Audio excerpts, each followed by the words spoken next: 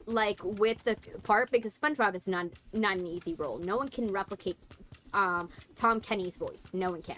Like, to be quite frank, no one can replicate SpongeBob's voice. It is quite hard to do that. But like, he did a really good job. I liked his acting choices with it. One acting choice I loved that created so much movement and made it so believable for him to be like SpongeBob, because that's the hard part. You're selling that you're a cartoon character without being in a cartoon character body. You have to be in your human body, pretending to be this beloved cartoon character, and you have to sell it with body language alone. Right? That's an impossible task. No one can, like, that's people, like, forget. That's a hard task to do. That's a lot to ask of a person.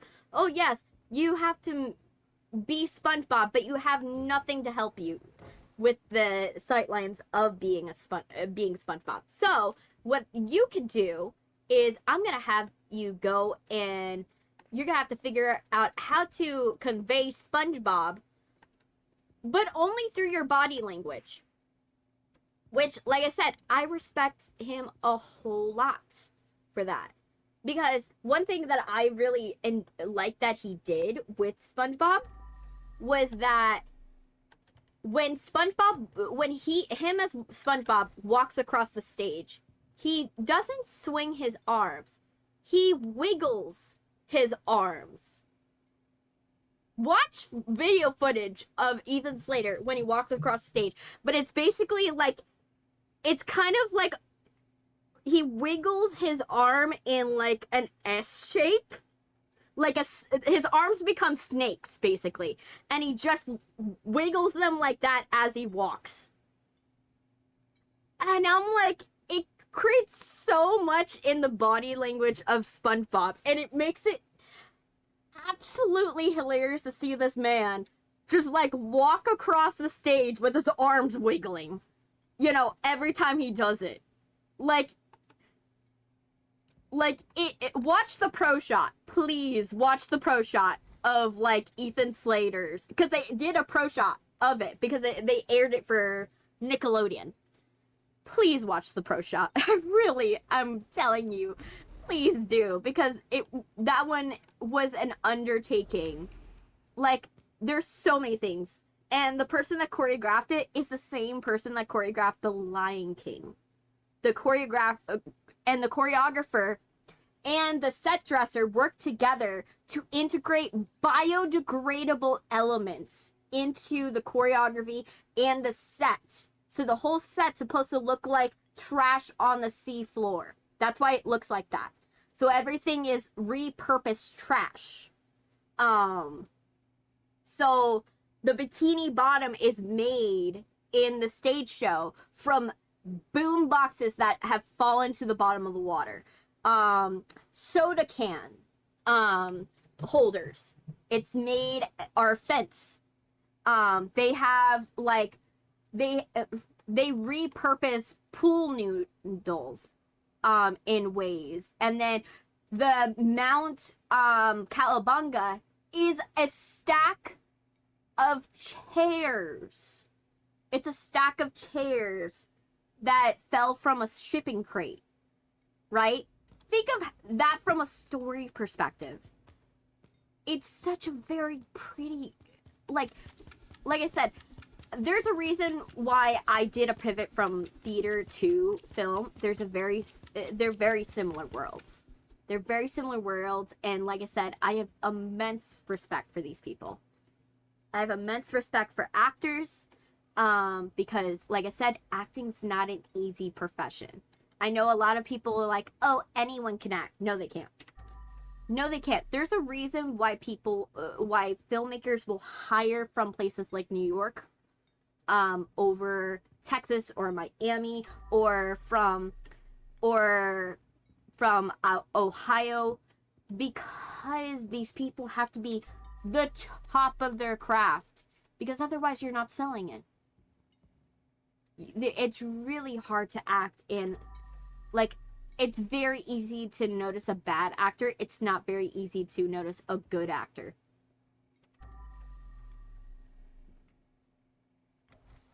And so Ethan Slater, I can admit, is a good actor. Is he at the beginning of his Hollywood career? Yes, he is. He is at the beginning of his Hollywood career, technically. He's had TV spots, but nothing big. Like, this was his first big role. But like I said, I acknowledge that he is a good actor. He's just Broadway trained. That's the problem. That's why a lot of people don't like him. That's why when he did the musical performance version of Wicked, everybody was like, "Oh my gosh, now I see what." So true. I noticed some bad acting when reality TV tried to transition into acting. Yeah. Like I said, you can notice a bad actor, you cannot notice a good actor. And most people will blame bad directors on good actors, bad directing on good actors, and it's hard for them to notice it. I think that the big problem for Ethan Slater is he doesn't have enough training being a screen actor. He's not a bad actor. He just is a Broadway performer first. So because he's making that transition from Broadway to this, it's hard for him because, you know, especially you guys got to see it when he did, people got to see it when they did the stage performance of, you know, Wicked, where they did like, oh, let's do the songs from the movie, right? Before the second movie came out, right? They did that because they wanted to show that these people are really good at their job. It's just a matter of they're just in the wrong place. You know, Ethan Slater, when he did that, everyone's like, oh my gosh, I see what Ariana saw. I see what Ariana Grande was seeing in him. And it's like, yeah, that was always there. He's a phenomenal performer. And he's a phenomenal, you know, person. He's just not made for TV right now. He doesn't have acting for TV and film. Acting for TV and film is very, very, very subtle. You have to be very subtle with your acting. You have to be very, very grandiose. Whereas I think that Ethan Slater, if he were to get a very, very big, like, resurgence, like, for him to get a big part, he needs to be on something like a sitcom. He needs to be on a sitcom. Because reason why sitcom writing works, sitcom people work when they go from Broadway to sitcoms, they overact. They're forced to overact. So if you remember, a good example is when Miley Cyrus had to transition from doing Hannah Montana to Hannah Montana the movie. Those are two completely different performances. Because Hannah Montana is sitcom. Sitcom, you have to overact. You have to do that Broadway acting. Because you are acting to a studio audience. And you have to be at a bigger intensity in order for the person in the back of that bleacher section to laugh whenever they are supposed to laugh. Right? Whereas the difference is when you go and you do like, for example, like subtle, when she had to move over to do the Hannah Montana movie, she had to relearn how to act. Because for the movie, you can't be, oh my gosh, big face. My face is, oh my gosh, the underwear smells. You can't do that anymore. You have to be subtle, and you have to know how to be a believable person. Like, TV, like, film is harder because you have to be, with TV, you can suspend disbelief that this is a real person, because they're bigger than life. With movies, you have to sell that they're a real person. That they're just a real girl.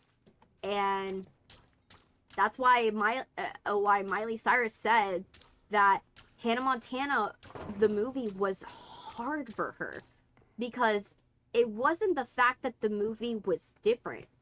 It was the fact that she had to relearn Miley Stewart, but in a different context. How do you do Miley Stewart, this very big, bombastic teenager that is a pop star, but is secretly a normal person, and then go into, okay, now you've done that, but you're doing that. Hey, King of Hell, welcome. Welcome, Lucifer. Welcome. Welcome, Lucifer.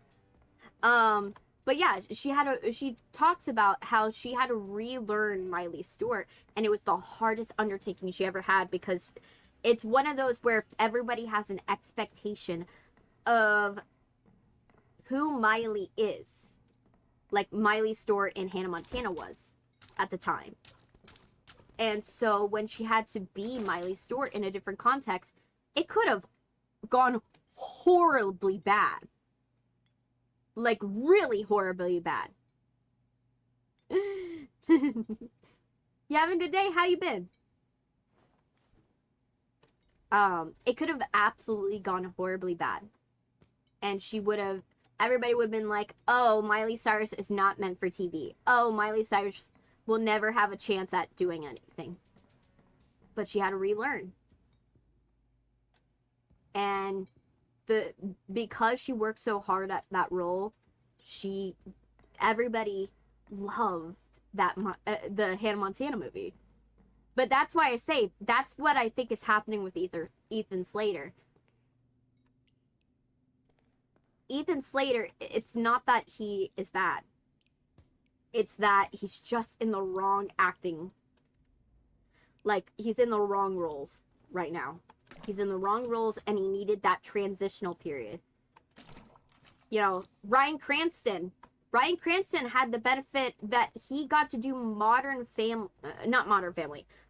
Middle. He got to do The Middle. So, imagine Bryan Cranston. Bryan Cranston, which is famous for being Walter White, if you guys don't know, and he played the dad in The Middle.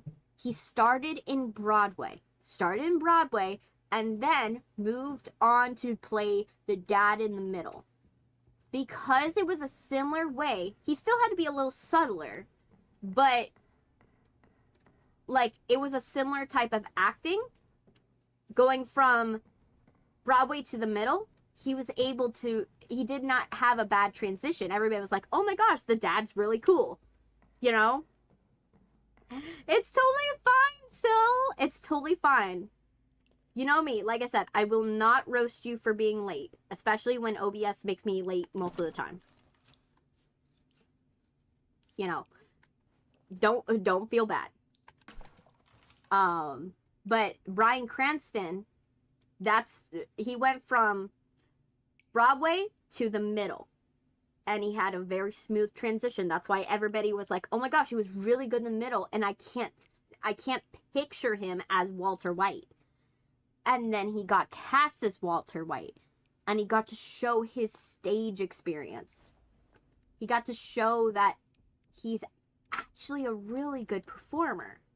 You just had to give him a chance at the screen. I think he was also in Scrubs. Yeah, he was. But remember, yeah, Merry Christmas, Sylvia. He was in Scrubs. But if you remember, The Middle and Scrubs are sitcom structure. They're sitcom structure. It wouldn't have mattered because, like I said, they're sitcom structure. Scrubs is less. It was in that transitional phase that Malcolm in the Middle was. And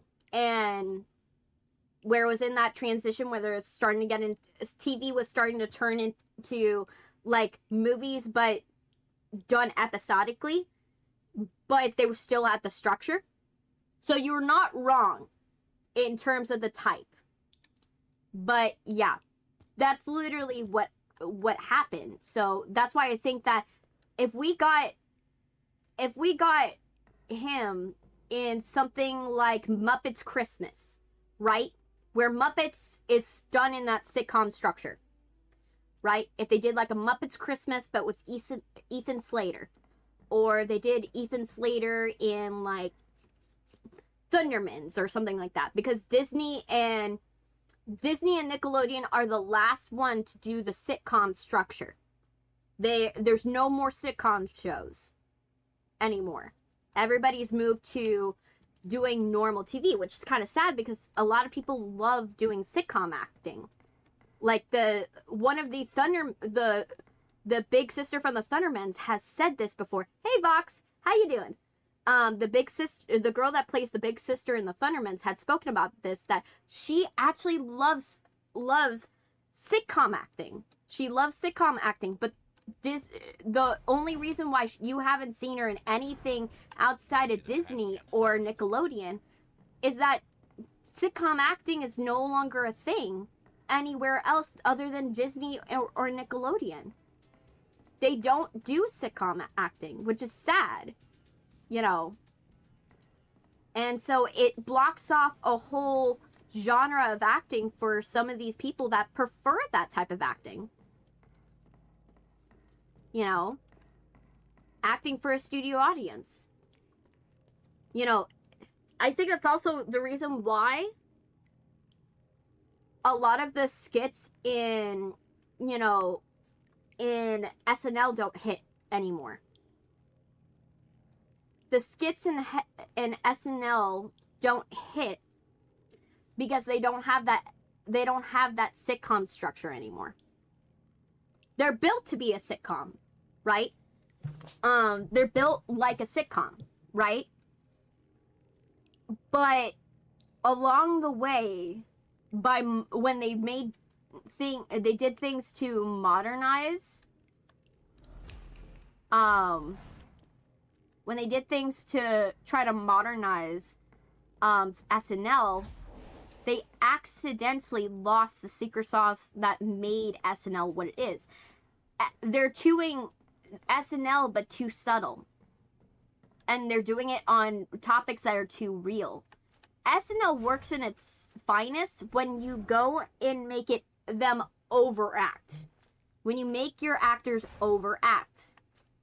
Because when you have your actors overact in a sitcom structure, it works. It absolutely works. That's why we liked Fireman Bob when Jim Carrey was on it. Why we liked more cowbell. And why we liked, you know, all these old skits that these people would do. Those were sitcom structure. They were sitcom structure.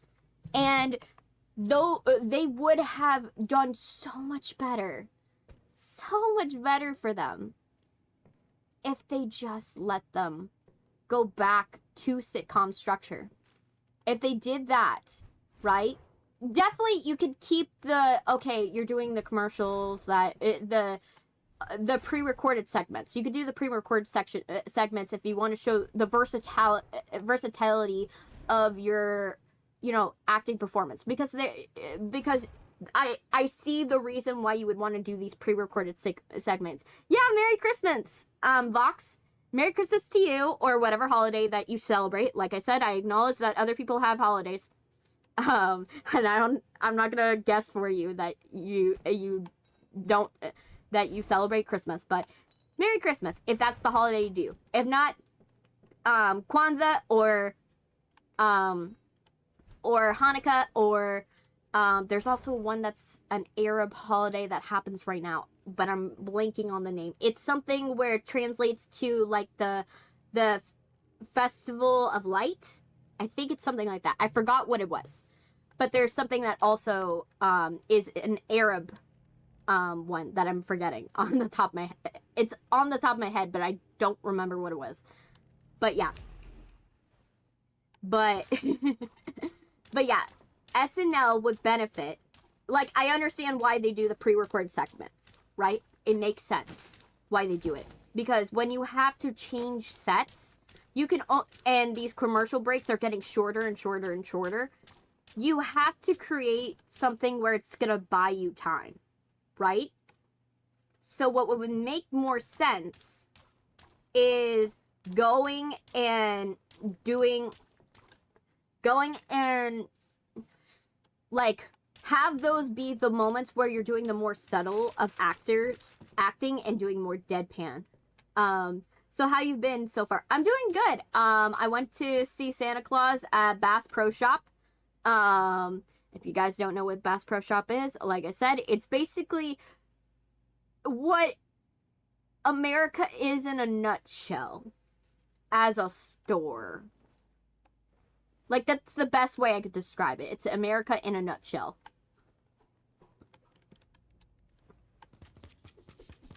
As a store. But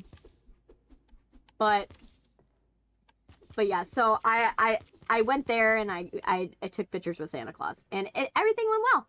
You know, other than they didn't have the frame for the pictures. So, yay! And I got to shoot guns next to Santa Claus, because they had a shooting range right next to the Santa Claus photo op. They had a shooting range right next to Santa Claus, so you could shoot guns, like, 2 feet away from where Santa Claus was taking pictures. And so, I got to shoot my guns, there.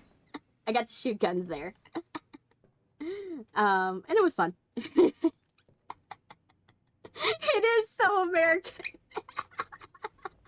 I do acknowledge, like I said, it's the epitome of what America is.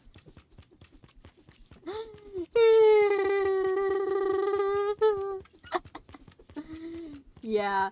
So yeah, I did good. I like had a perfect run, in shooting all the targets, which to my dad's disdain, because he's like, I can't get a good shot in this, and I'm like, I'm just shooting all the targets correctly.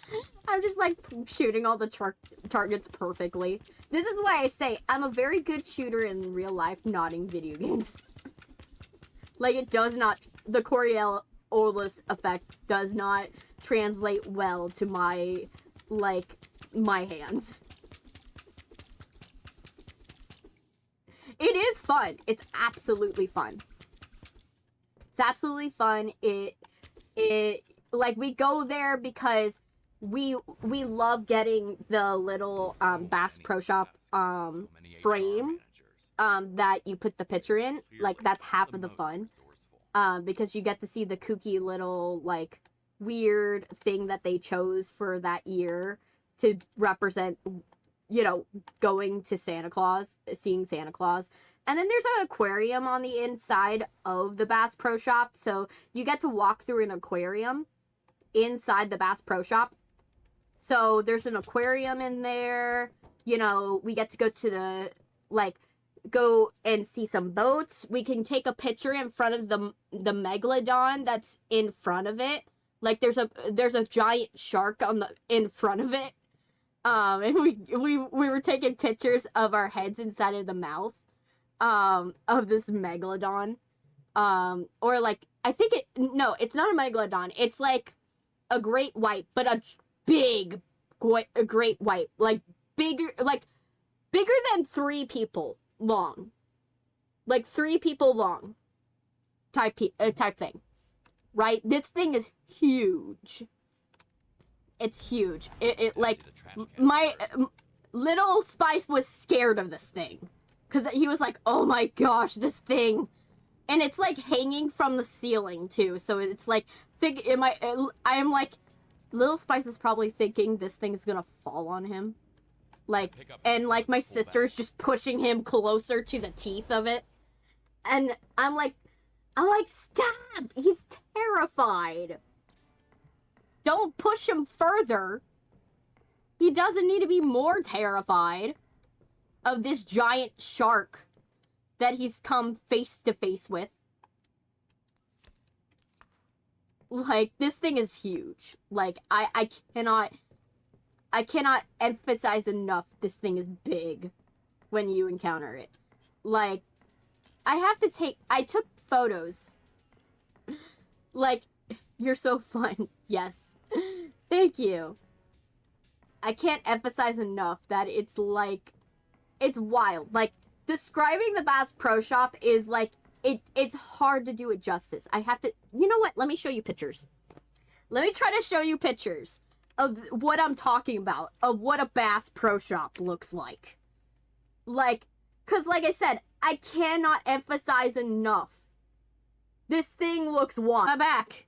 You guys can see me, right? You guys can see me, right?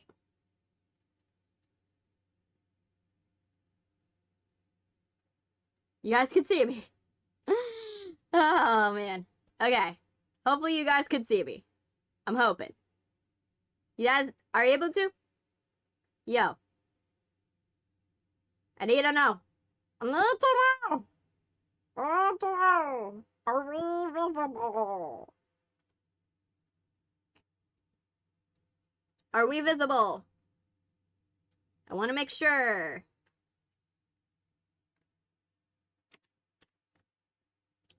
Well, I hope we're visible. Let me check on the vertical side. I think we're visible. I think. Okay, let me get rid of this one because, like, of course it always does is it creates an extra one for these things. Like, instead of being like, okay, let's go back to the live stream that disconnected clearly. But yeah. I'm just gonna go off the assumption that you guys are with me again. You know, I'm gonna go off of that assumption. So, yeah, back to what I was saying. Bass Pro Shop is, like, just so you have an idea what it looks like. It's kind of like a, like, best way to describe it, it's kind of like, it looks like if a rainforest cafe and, you know, a like, fishing and hunting store got together and had a baby. Right, that's the best way I could describe it. It also looks like the inside of a ship. Like, at the same time. Like, it looks like the inside of a ship. Let me show you. Let me show you guys what it looks like on the inside of mine. Like, mine's a coastal one, so it's like, it does look slightly different. Because they're also theme queens. They're a theme queen. So they love being on brand and on theme. So what they do, let me see. Am I live here? Okay, I am. They're theme queens. Hi, Melly. Welcome. Welcome. They're theme queens as well. So they love dressing up their stores to look like wherever they are. So I'm just trying to show you a good picture of the inside of one of these. Of like a Bass Pro Shop. If it wants to cooperate.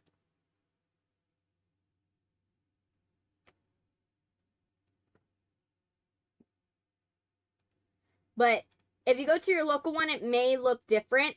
Because, like I said, they go from, like, they have a different theme for wherever you live. Like, there's a different theme for each place that, for wherever you live. So, they're a little different. You know? Let me see. And then, here's, like, the problem is the pictures are not going to do it justice. Like, it's really hard to have it do justice. But I'm, like, trying to show you. But the pictures will not do it justice. It's one of those things you have to see it in person. Because it's so different. Hey, Lucifer. I'm, like, trying to get you guys good pictures of it. But it's so hard. It's so hard to describe. Like, I'm going to show you some that are from mine. Like, they're from mine that are, like, a little they're beautiful. Like I said, it's beautiful inside this thing. Like,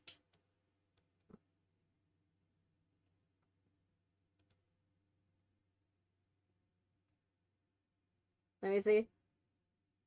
Yeah, it's a sit-in evening. It's a good evening. Let me see. Trying to find.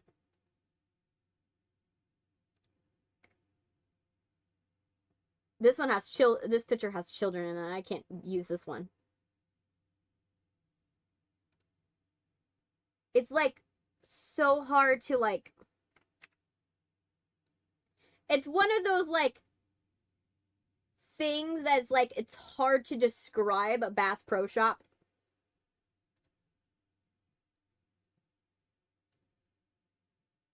Like, cause like I said, it's part aquarium, part sports store, part hunting store, part place to buy a boat or place to buy an ATV. Also, you can buy guns there. It's a very weird, like I said, it's hard to describe one of these. Like a Bass Pro Shop. It's difficult. You know?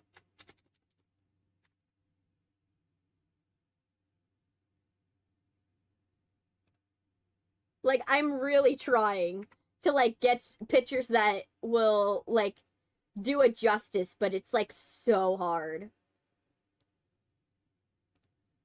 Because, like I said, it's kind of like the Rainforest Cafe.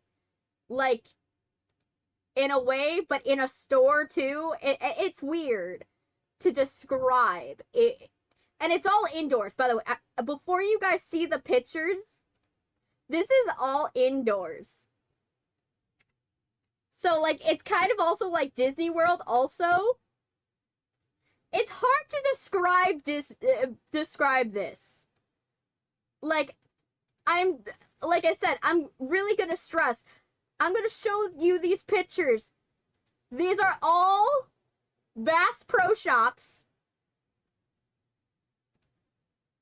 and they all take place indoors.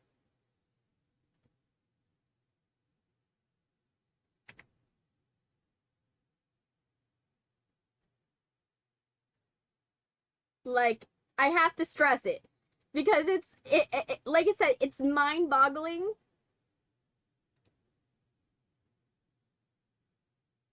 It's hard to describe a Bass Pro Shop without ever seeing a Bass Pro Shop. You know, it's hard to describe it without someone actually going there to see it.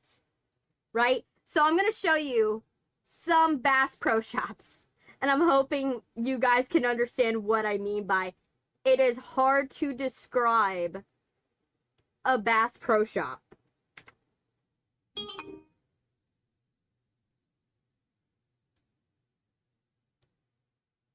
Because it's one of those things that is like a marvel of just American, like, craziness.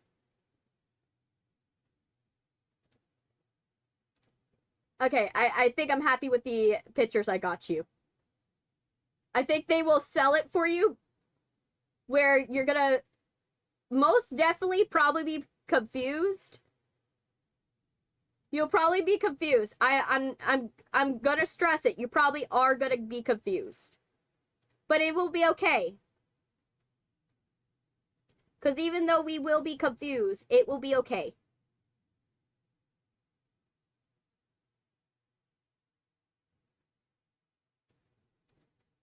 Yes, okay.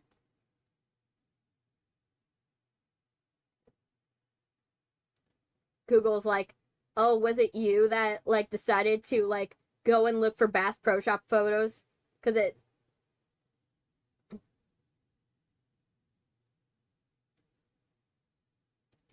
Whatever. I'm just like... It's like, my YouTube got confused. It's like, was it you? I don't even know if YouTube, are you still able to see me? Because it's giving me like, it's like, oh, we can't verify it's you. Like type thing. But yeah, so, okay, so let me see.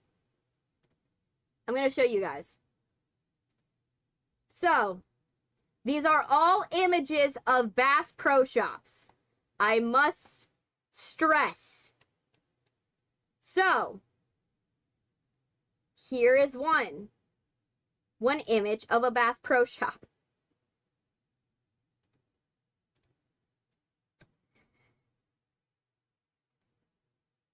This is an image of Bass Pro Shop. Let me show you. Again, it will not do it justice for you. Really take that in. Does that look like a store to you? Does that look like a store to you? Or does that look like it's from a museum?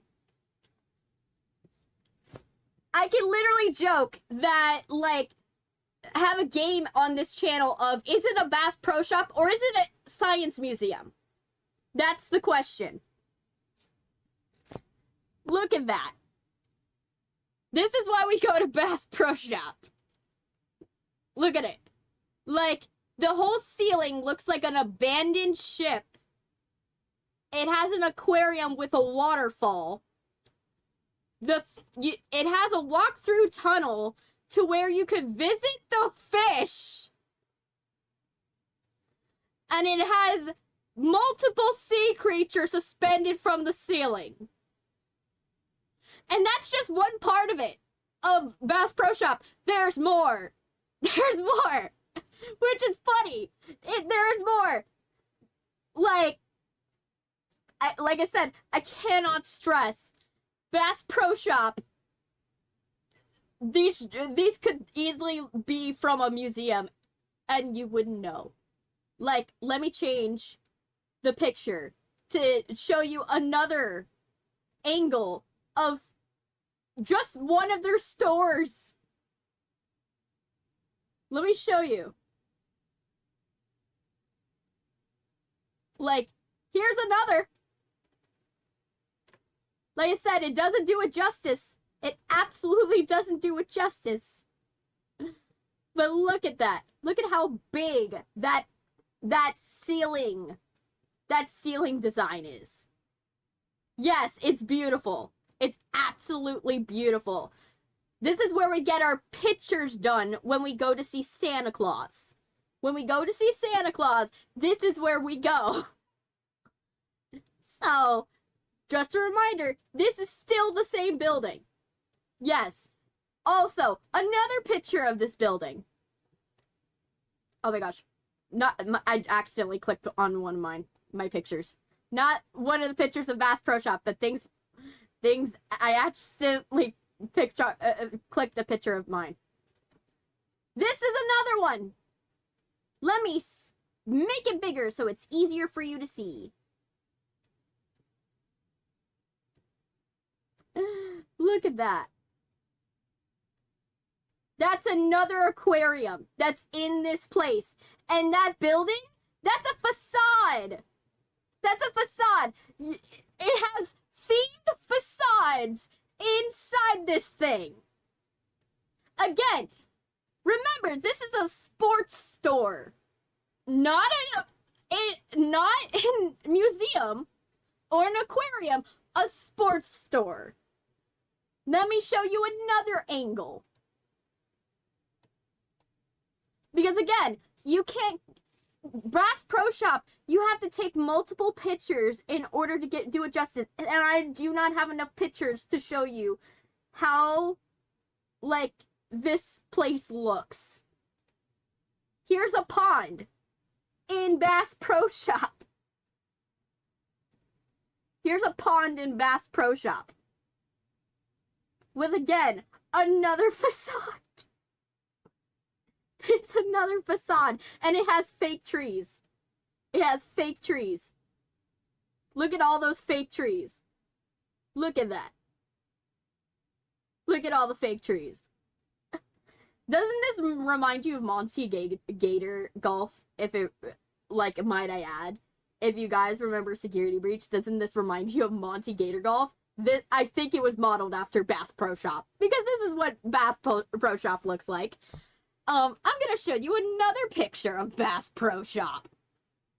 Like, again, sports store that also sells boats and sells ATVs.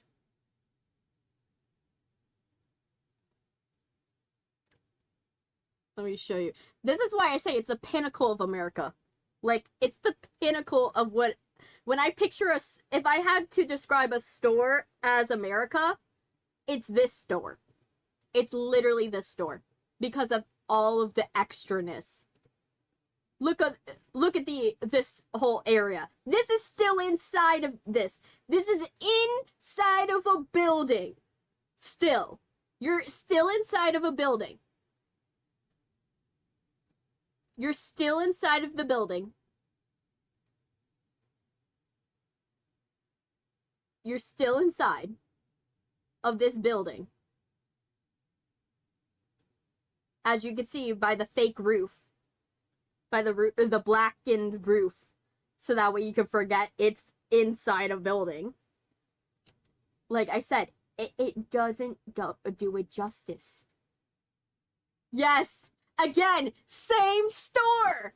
Here's another one! Here is another one of a Bass Pro Shop. You guys don't know the level of American stores. Here's another one that could look like it's in a museum. That's a top-down view of Bass Pro Shop. From one side of the store. One corner of the store. That's from one corner. Look at that. There's a pond. That's the sporting goods section there. In there, you have the water fortress section. You know, Bass Pro Shop doesn't play around. Like, I kind of want to go to the one there's a pyramid one in Memphis. I kind of want to go to it.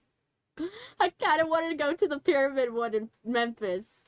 But yeah, that's what a Bass Pro Shop is. And this is where we go to get our pictures done when we go to see Santa. So imagine, this is what we travel out for.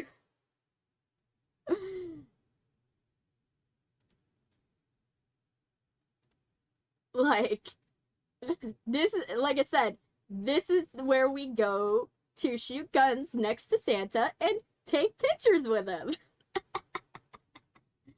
So it's, like I said, it's the most American store I could ever, like, describe. Like, it's the most American. Like, I cannot think of any other store that would be more America. You know? That's the one that I picture in my mind. You know? But yeah. Now you guys understand what I mean by Bass Pro Shop. Bass Pro Shop. The store that is a store and a boat dealership and an ATV dealership and a aquarium and a museum and a bunch of other things all in one. And it's simultaneously designed by whoever made the Rainforest Cafe. Clearly. But I hope you guys got, those of you who do not live in America, got a little, like, you guys, you know, got a little kick out of seeing what we have in America in terms of weirdness. I hope you got a little kick out of that. Because, like I said, it's hilarious. It's absolutely hilarious. Oh, man. Okay. Okay, let's get back into the game.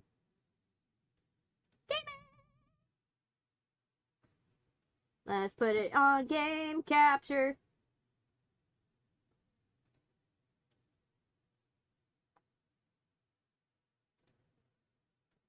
The computer's chugging. It's like, I don't know what to do. There you go. But yeah, let's get back into this game. So, yeah. So when I describe Bass Pro Shop, that's what we go to see. Every year.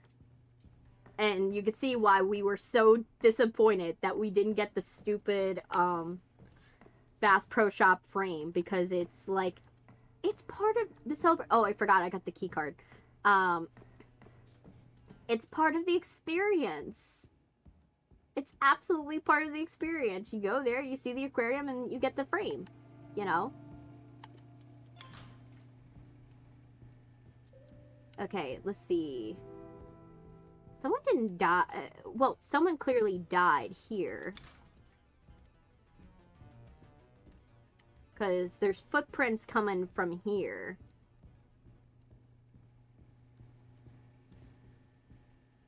So, if there's footprints coming from here,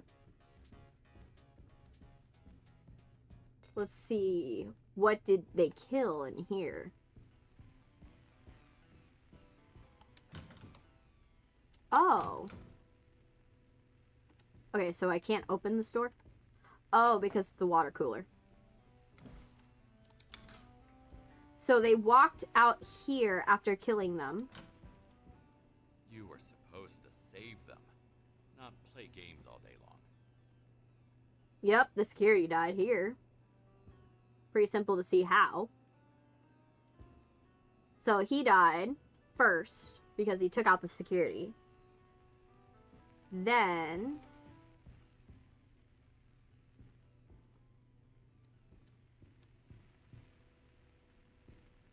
actually, no. Because the footprints were leading towards... Right? They were leading out.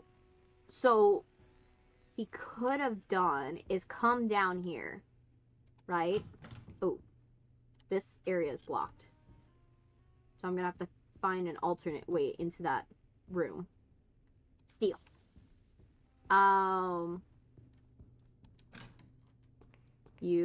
This is the bathroom. You didn't go through the bathroom. Who's running the show How here? the hell why do you have a campsite in here? Hey, Vox, you missed my description of a Bass Pro Shop and all of the pictures that describe it that don't do it really justice. Good So, for killing people. okay, so he killed the chick and then put the second pool cube here and took a snack, I guess. Ate a snack. Came in here, I'm guessing. You just bought, okay, so he ate in here. Something, I don't know. Yeah, you can rewind to see what I mean by the craziness of what a Bass Pro Shop is. And again, like I said, the pictures won't do it justice. Marketing and sales. Okay. You really did a number on these people. Dream big. Okay. So he walked in here. Oh, I could dump your body down the slide. Massacred by some prehistoric weaponry. Wait, can I? Yeah, he can slide! But yeah, watch that. Watch my description of Bass Pro Shop and tell me tell me what you think. of Bass Pro Shop because it's a wild place. And again, my description could never do it justice. You have to visit it in order to see what I'm talking about. Okay. Marketing manager, nobody likes to be sold to, everybody likes to buy.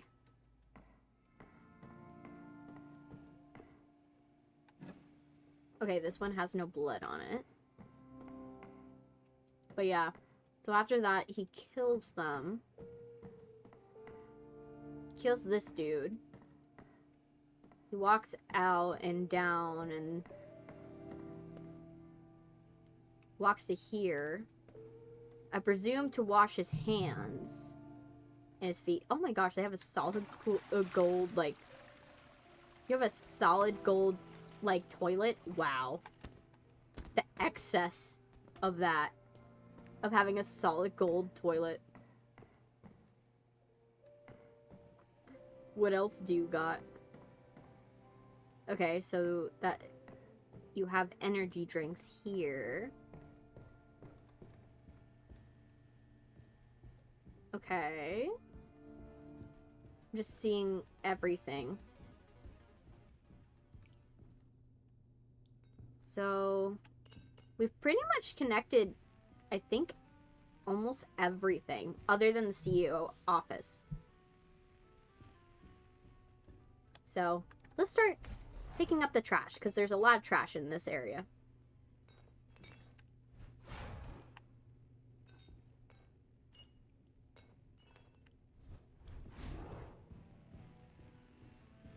Okay, but yeah. But, so, yeah. Right now, I'm trying to plan out what we're gonna do for Christmas, or if I'm even doing the stream on Christmas, or if I'm doing it on Christmas Eve or Christmas Day. I'm still trying to figure that information out. Because I'm playing it by ear with my family, because my family, like, as you guys saw with me having to do this stream today instead of yesterday, they have plans, and sometimes they don't let me know those plans. And so I'm trying to gauge out what we're probably doing, like, what days are going to be, like, crazy, and what days will be not so bad. Like, because I have a feeling some of these are going to be crazy and some of them are bad. Worst case scenario, like I said, if I don't end up doing it on Christmas, it will probably be on the 26th. On Boxing Day. Which is not bad. Doing it on Boxing Day is not too bad. Like, it's not as ideal as Christmas, but I would rather, you know, I would rather set up plans for if it's not gonna happen on Christmas and be prepared than to be like, oh, it's not happening, and then be like shocked when it doesn't happen, you know? I'm trying to figure that out, but eventually I'll get it all fully figured out and everything will be fine. And then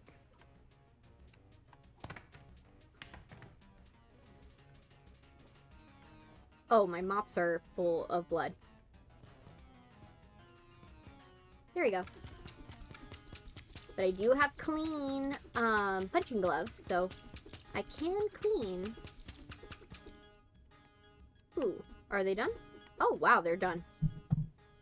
Well, now I gotta go and soak them in, you know, something else. Where's the bathroom? There's the bathroom.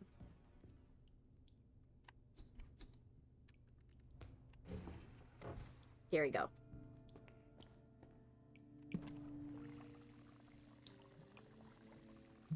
So, yeah.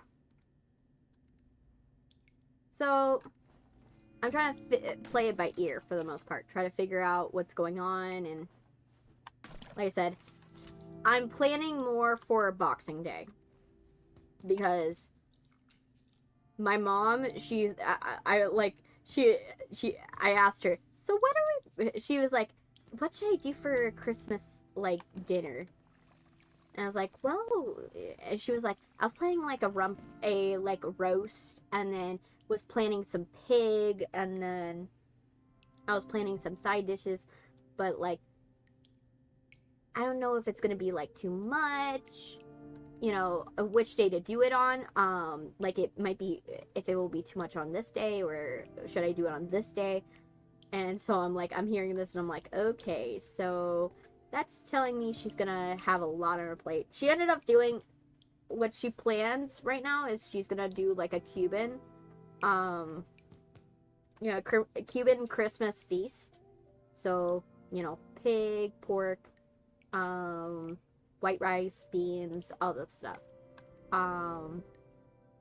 But, you know, that I don't want her to like get overwhelmed doing it all by herself, because I'm worried that that's gonna happen, where she's gonna be like, oh my gosh, this is a lot and all that stuff on the day of. And then I know that Lil Spice probably won't be helping, because he'll be so sucked into either, you know, Christmas Eve he'll be sucked into, oh my gosh, I can't wait for the presents, and then on Christmas Day he'll be like, oh my gosh, the presents. You know, I want to do the presents right now. So, I might just do it for Boxing Day, and then that way it also gives you guys the ability to do Christmas. Like, I get a private Christmas, and then you guys get your own private Christmas, and then we meet up on Boxing Day, which will be on the Friday. Because I have to, like I said, I can make, that's one of the hard parts of, you know, the holidays right now, is that I have a lot of plans, but I can't do half of those plans, because I have to, whatever plan I would come up with, I might plan it to be some way, and then it'll turn out, oh wait, you can't do that because XYZ reason. So I'm just trying to like figure it out first, and then once it's fully figured out, then great. Okay. There. But yeah, eventually everything will go well, and that I had to go and confront something about everything I was doing. I was getting myself so stressed out on all the deadlines. I'm like, oh my gosh, I have to post this video and this video and this video, and I haven't posted these videos because I'm still like getting them all going. Hey J-Dog, welcome. And I was stressing myself out so much. And then I was like, why am I stressing myself out? These are not even deadlines that are being assigned to me. These are deadlines I'm assigning to myself. And yes, it would be amazing to get all these deadlines done, but I am literally freaking myself out and like, oh my gosh, I gotta do this stuff, and stressing myself out for nothing. You know what I mean? Because at the end of the day, it's not the end of the world if I publish a video a little too late. You know what I mean? It's not the end of the world. Now, is it not ideal that you guys are not getting videos right now because I'm still working on them? Yes. But it doesn't need to be at the cost of my own mental health. You know? I had to remind myself that. I was like, if it's going to risk your own mental health, don't freak yourself out. You know? I had to remind myself that. I was like, you're stressing yourself out unnecessarily. And I had to sit myself down and be like, just get it done at your own pace. You're gonna post it, they're gonna love the videos, and everything's gonna be fine. You know, it won't be ideal that it would have been more ideal if they were done, you know, during the time that you wanted to get them done. But because it would have been cool, but it's better to value your own mental health and not freak out.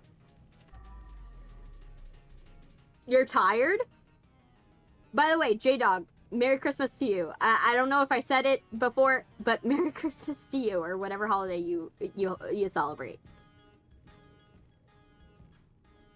You're tired? Why are you tired? Your ear... Also, my ears are bleeding. Is that normal? You might have an ear infection or excess inflammation. Do not try to stick anything in your ears. Don't do that. I would consult a doctor about it, though. Merry Chicken Nuggamus. Chicken Nugmas. Oh, yes. Or, Merry KFC Christmas. Because if you live in Japan, you're gonna be eating KFC and eating a KFC cake on Christmas. Because that's a thing that in Japan they do.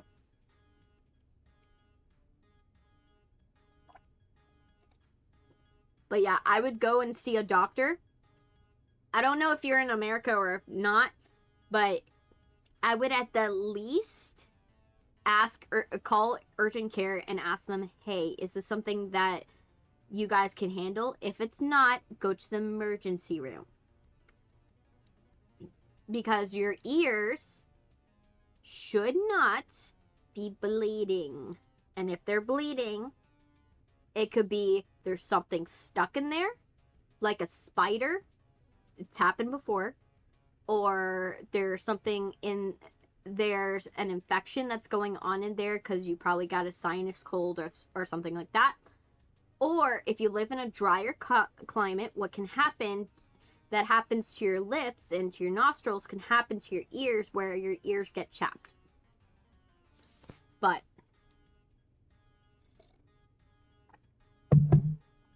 go and get it checked out. It's better to ask somebody, hey, is this something that is bad? Should I be worried? Or is this okay? It's better to ask. And I'm sorry if you're probably now freaking out because there might be a spider in your ear. I am sorry for putting that fear into your mind. But considering most spiders stay away from you, like, you swallow at least, like, 4 to 8 in your sleep every year. So, you know, it's not the worst thing in the world. You know, it sometimes happens. You know, and you don't even notice the spiders you swallow. So, like, it's fine. I just, like, probably just created a lot of fears for a lot of people, just, like, simultaneously made them terrified. That I just accidentally made everybody terrified of sleeping now. My bad. Every time I smile, my headphone wants to, like, go crazy from the pressure. How dare you? There used to be a spider in my house. It disappeared. Well, you know where it probably went. In your stomach. And died in your stomach acid.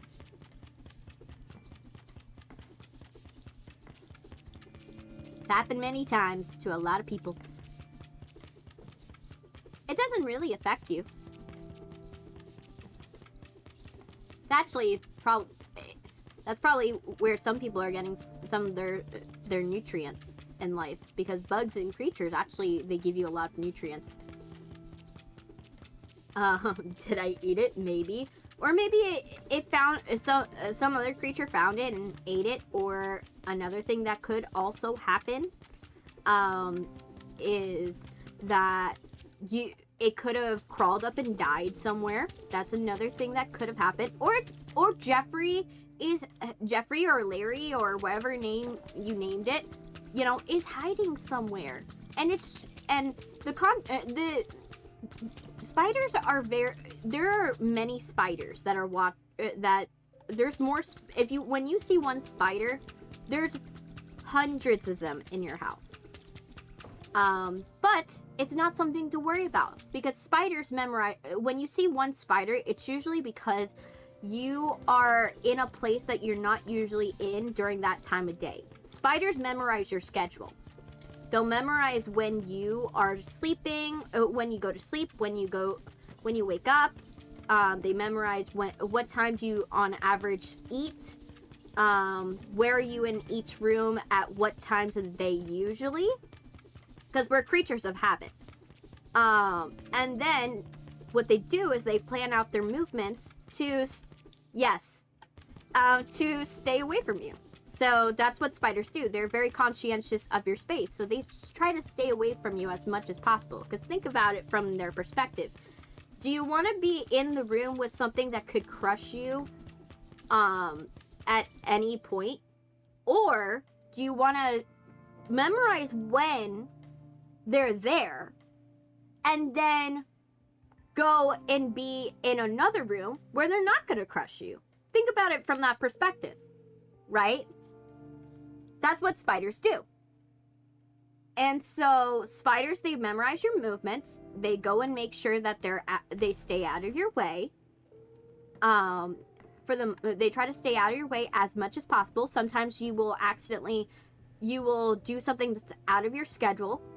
So like, let's say, oh, you got a phone call and then something happened, right? And you ran to your office at a weird time, right? And then you're like, oh my gosh, there's a spider in the corner, right?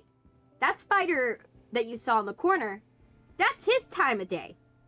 You actually infringed on his day. You're actually like, he's like, you're not supposed to be here. You know, I've already scheduled this space for this time. Why are you here? You know? That's what the spider's thinking. You know? Why are you here? You're here at the wrong time of day. You're not even in the office till about 3 o'clock when you realize that you haven't done any work all day, and you go into your office and get panic busy, you know?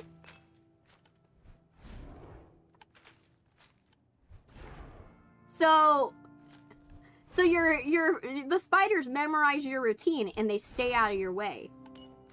And they actually do not want to eat you or do anything to you. They want to stay away from you. The spiders in your house are actually good for your home, because they actually will eat the bugs that you're going to want to stay out of your house. They eat the bugs that you don't want. That's why when you see like those videos of the Australians, like, oh, that's Jerry, and it's a huntsman spider and it's ginormous, but like the Australians are not worried about it. Like, the spiders would rather use your home because it's a safe place to live. They have ample amount of food because of all the bugs that are going to be going into your kitchen. There's going to be a lot of bugs that are going to be going into your room when you like try to sneak a snack hiding from, your family, or you like bring in a coffee or something like that. They're going to notice. Hi, Max. Welcome. We're talking about spiders that live in your home and you sometimes swallow 4 to 8 times a year. How you doing? But yeah, so you really shouldn't be worried about your spiders. Your spiders are there to help you, actually. They're very helpful creatures, and they help to protect your house from more harmful things. So if you see a spider in your house, do not kill it. Leave it alone. Leave it alone. Let it live. It's not trying to hurt you. The last thing it wants is to try to hurt you. It just wants to live in peace, and as long as you follow your schedule, you will not see them. I've had it happen to me before. Imagine a spider bites you and you become Spider-Man.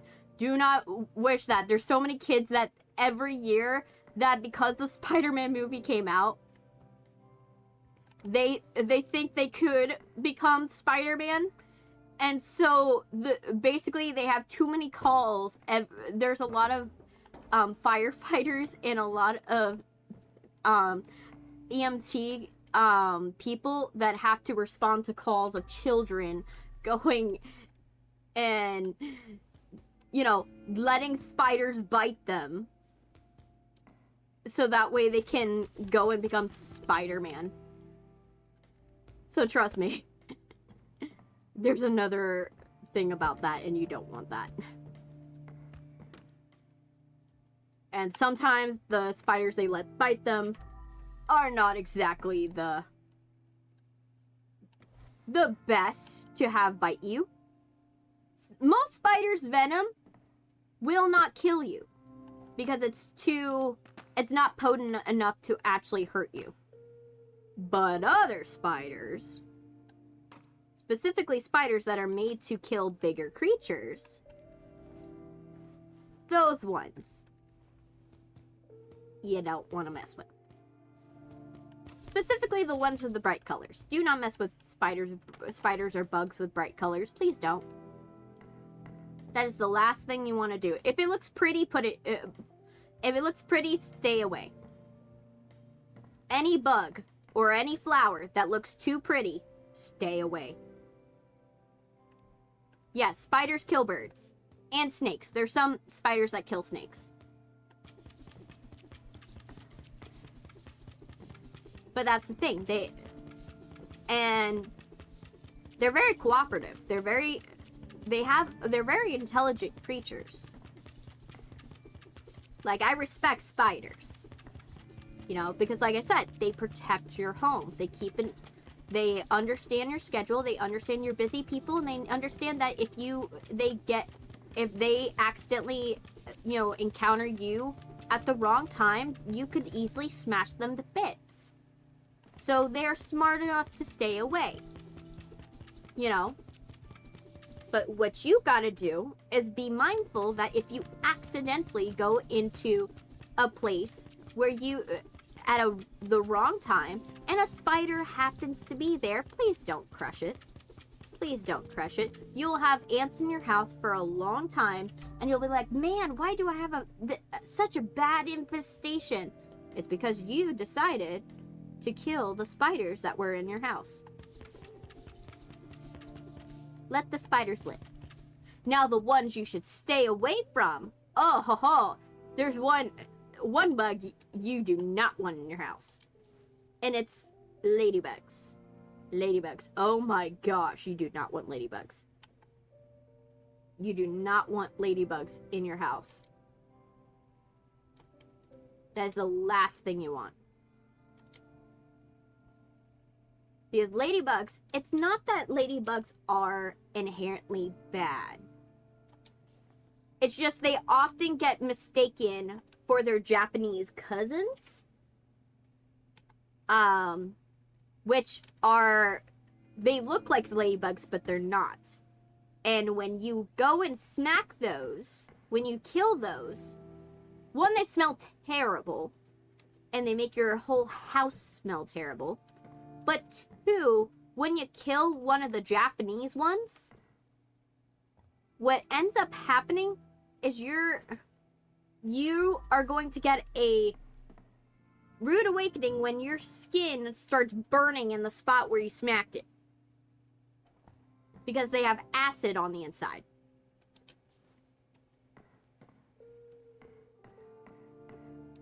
They hurt. You don't want love bugs either. Because then, love bugs are another one that you do not want. Because they'll bite you, and they go and put eggs in your skin. And then those can incubate for like 30 years, and then they burst out your face. Sorry, I'm giving you guys all the body horror shit. Like, all the body horror, like, things that could happen with bugs. I researched too much. This is what happens. I research too much and then I say horrifying things.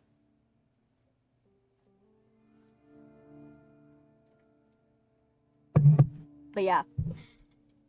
Love bugs are one thing you should be terrified of.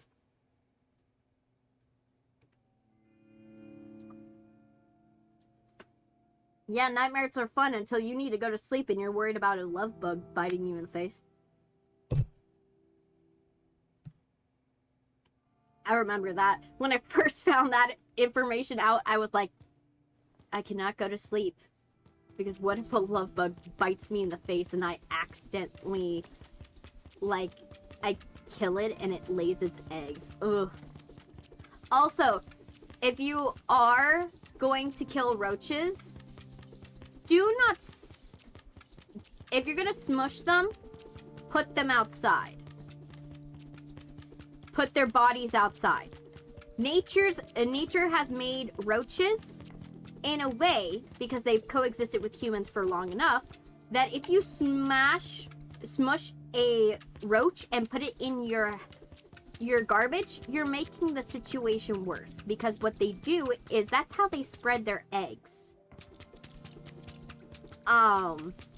So what they'll do is that they'll have the female ones will go out, and when you smush them, you're effectively releasing them from their egg casings, and in about 10 to 11 days, your garbage is going to be infested with roaches on the inside.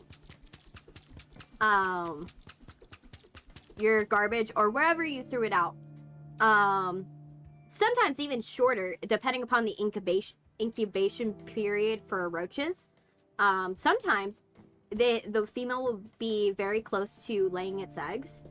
And what will happen is that you will go and want to go and get rid of the roach. You smush the roach, and if it's close to the incubation, that could be even sooner. So your trash will be infested, wherever the garbage is.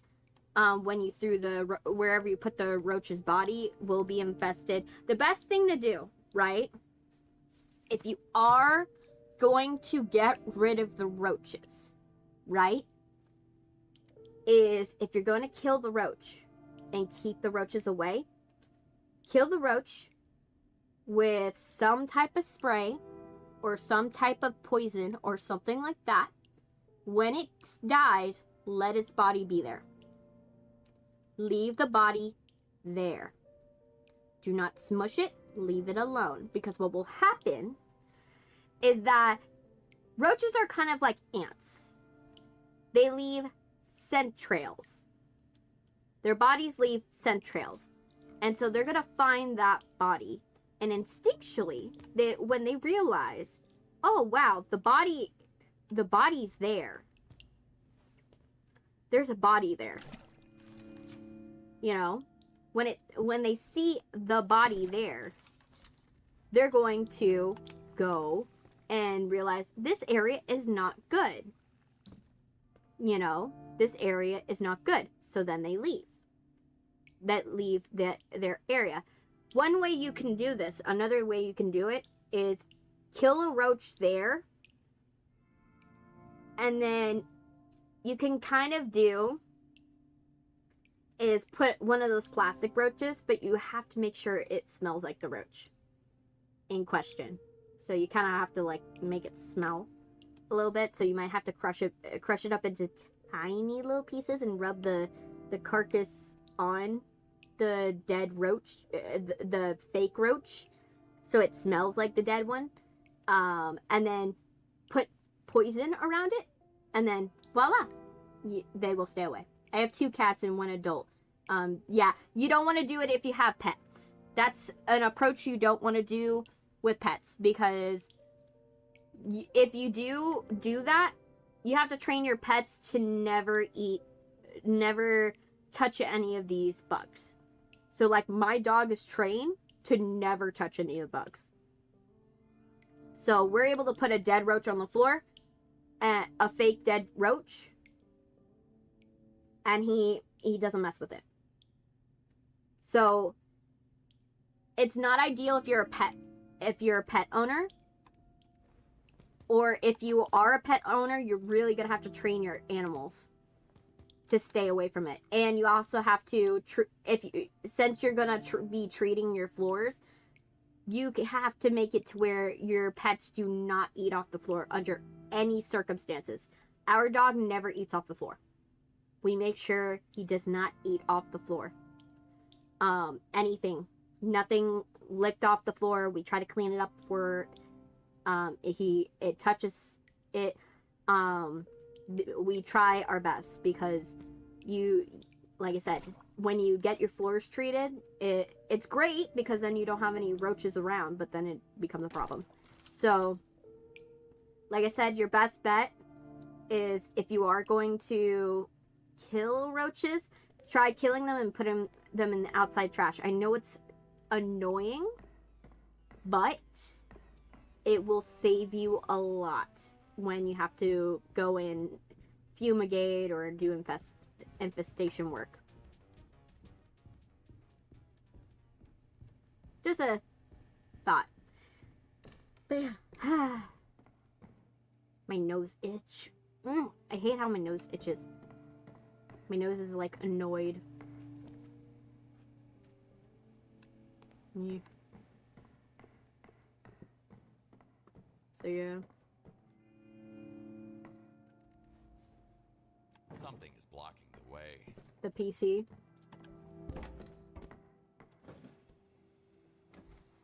There we go. So this is a little easier. This one doesn't seem like much happened. Just more of like, how am I gonna get in here? Oh, there's another door. Looks like there's another door. So we might have another way we can get in here.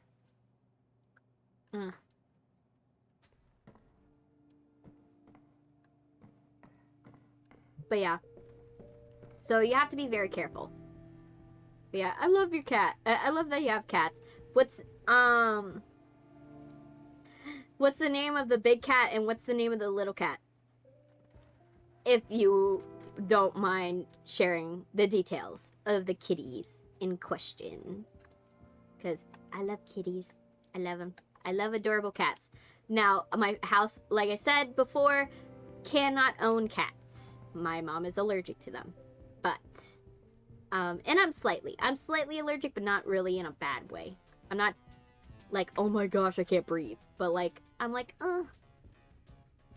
my nose is itchy type stuff.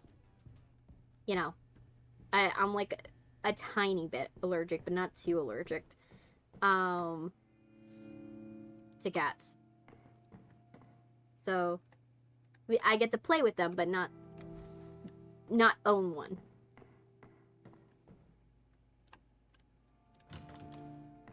So I can't go in here. Interesting. Okay, so I have to figure out another way to get in there. There's another way I can get in there.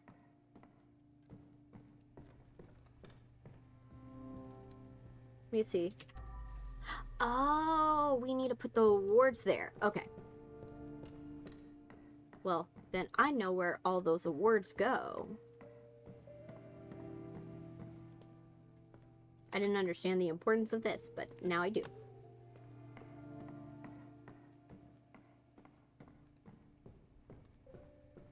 But yeah, just be careful. Best story design. Nice. I guess there's a dead body in every good story. A dead body in every good story. That's actually kind of a myth.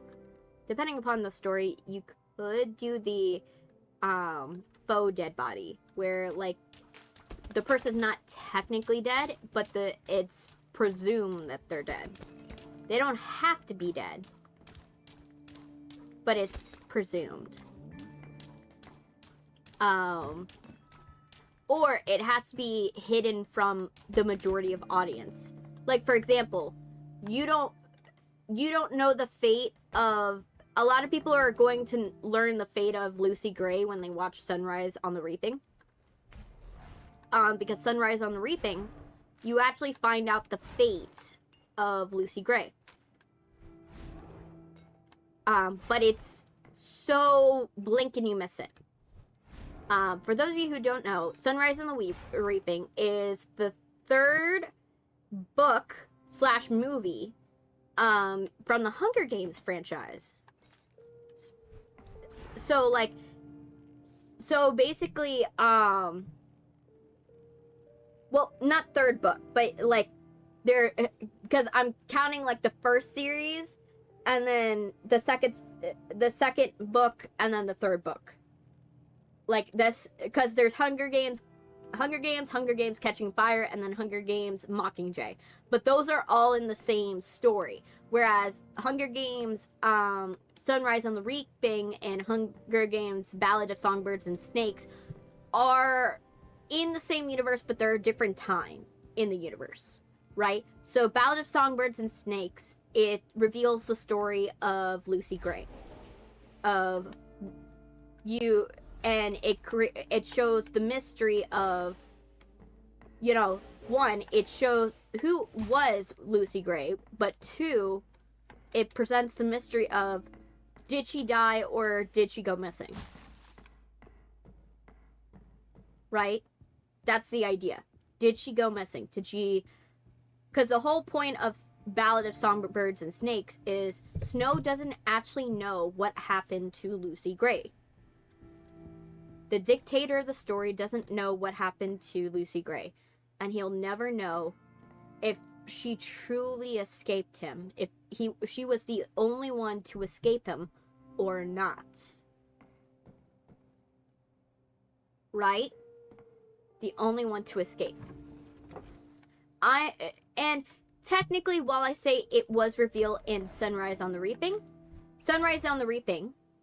by the way, takes place during the 25th Hunger Games. So 25th Hunger Games is like 25 years after the 10th, not 25, 15 years after the first Hunger Game, after the 10th Hunger Games, which is the one with Lucy Gray.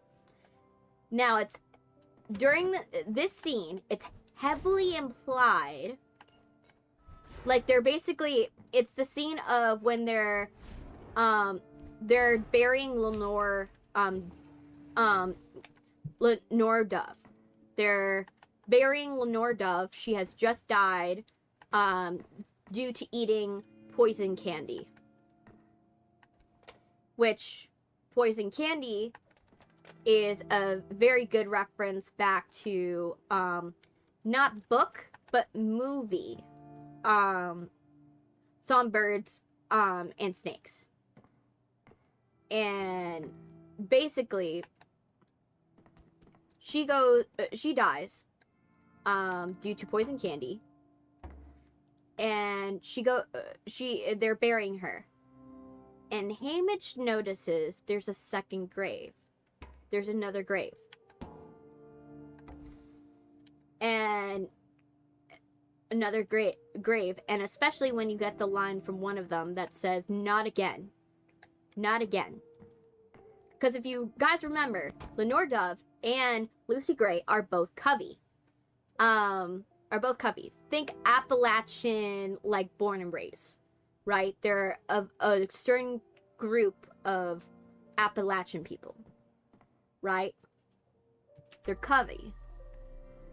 Haymitch is technically like Covey adjacent, but not Covey itself, right? So basically,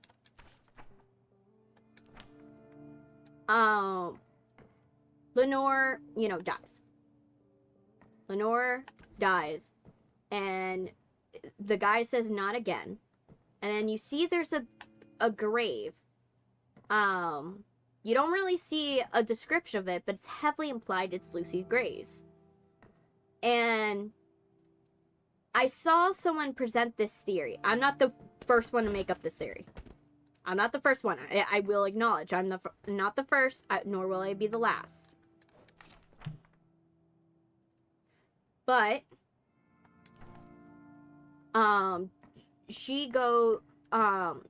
that grave is very implied that it's Lucy Gray's.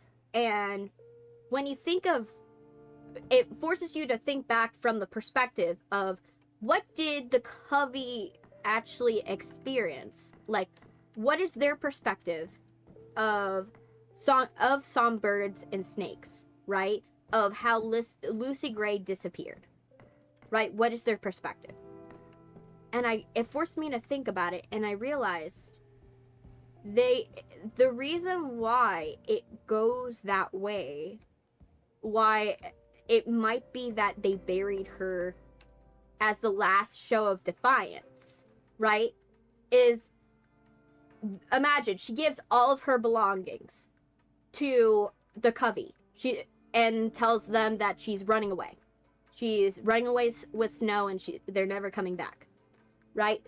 So they're expecting they're gonna go away, and she's gonna be with this man, and they're possibly gonna be leaving to the capital.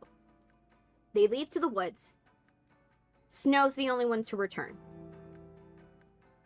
So from the Covey's perspective, something happened to Lucy. Something absolutely happened to Lucy. And so I still have more work to do. They probably went back into the woods.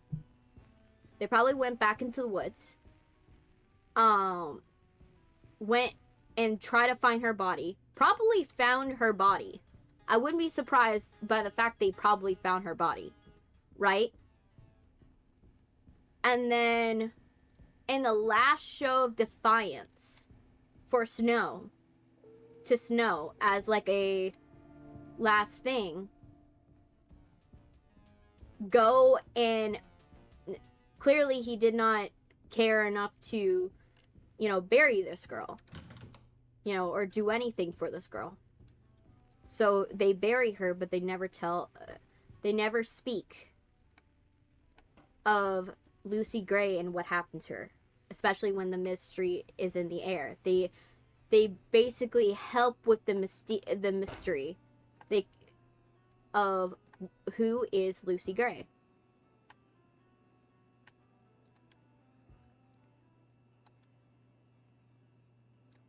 Guarantees Oh, he got strangled. Takes your breath away. But they realize Snow doesn't know the story, know what happened to Lucy. So what would be the most blatant disrespect to the person that most likely murdered one of your members? Go and make it to where he never knows exactly what happened to her. Make it to where the capital will never know what happened to Lucy Gray. If she survived and she's out there and she's going to go after them. Hey, Iceman, how you doing? Hope you're doing well. Merry Christmas, by the way.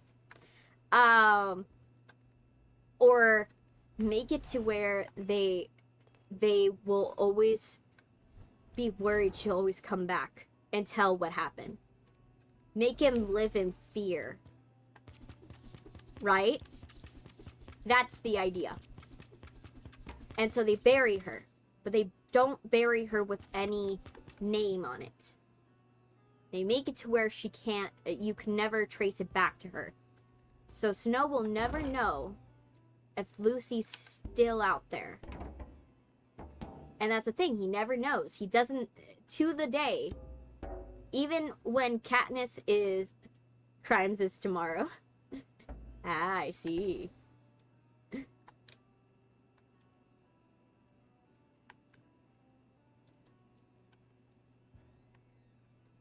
Yeah. But yeah, so, ooh. Elevator access. Oh, now I can get the elevator. Oh, I could do the elevator now. Elevator time, elevator time. Elevator time, elevator time. Yes!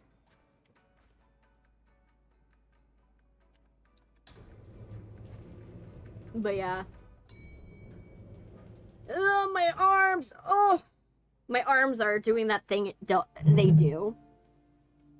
That they hurt. Because my arms are in a weird position when I game.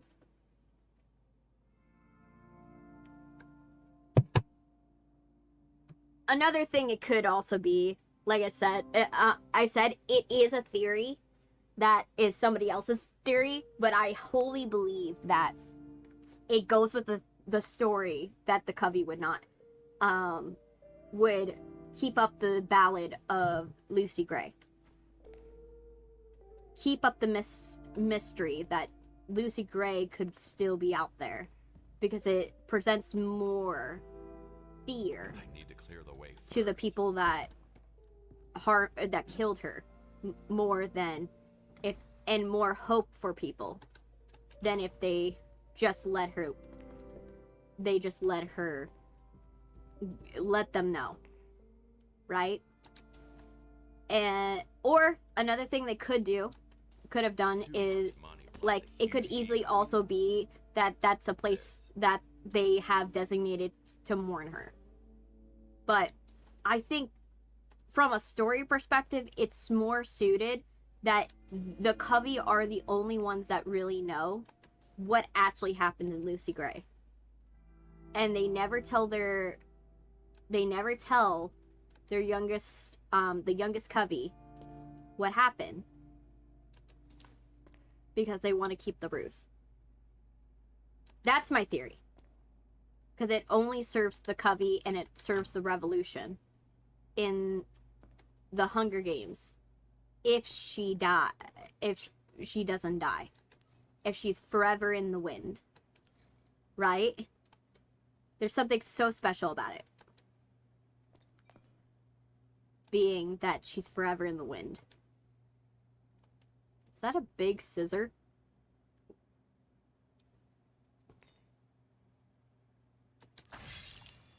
It's a sword? Who has all these swords? I think it's a bit excessive that we have all these swords. Like, who has the money to just, like, oh yeah, I have a ton of swords. You know? I just have a ton of swords in an armory.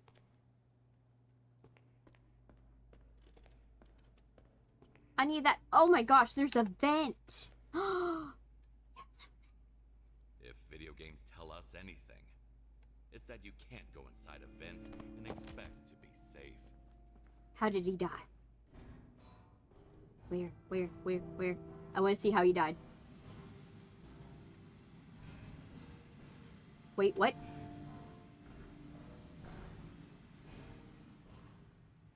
Oh, the wind's pushing me back. That's what's going on. Oh, oh, wow. That's cool. That's cool. Okay, so someone's in here.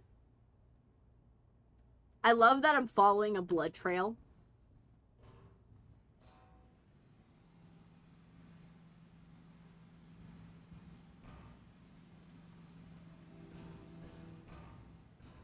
Okay, I'm following a blood trail in a vent system. What is this? Wait. Oh, so wait. So he died.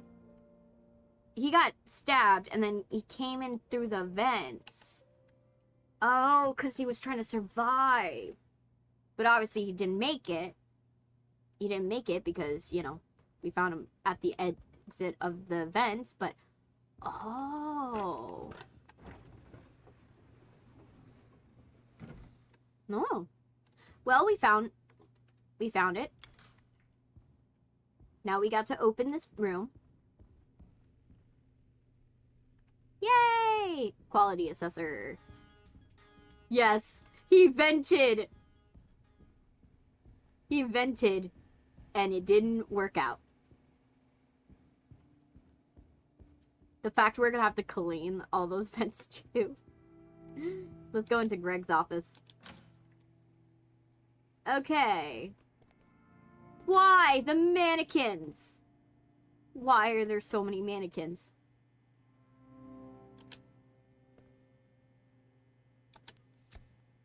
Greg, intern, melee comeback design! Why am I so wise? Oh no. No wonder everybody died. He just was like, okay, I have a bunch of weapons, let's kill everybody. Oh no. Okay, I need this. No.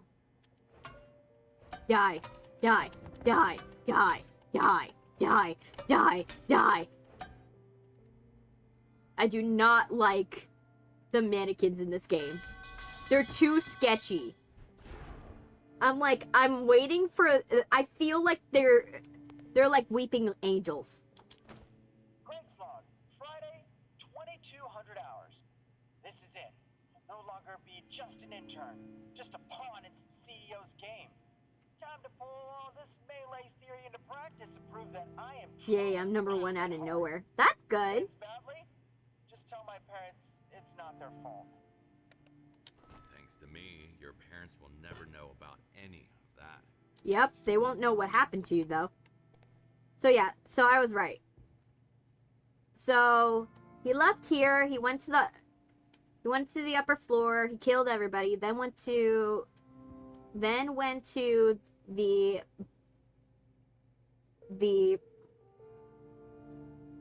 killed everyone, he went here, killed everybody.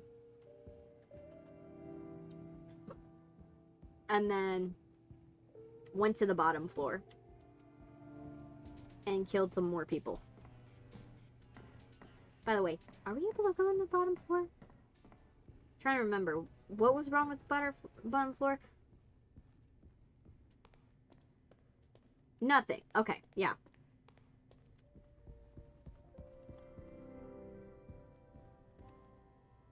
Which is suspicious. Why is there nothing? Why is this so... Wait a minute. Give me a second. This is sus. I don't like how sus it is.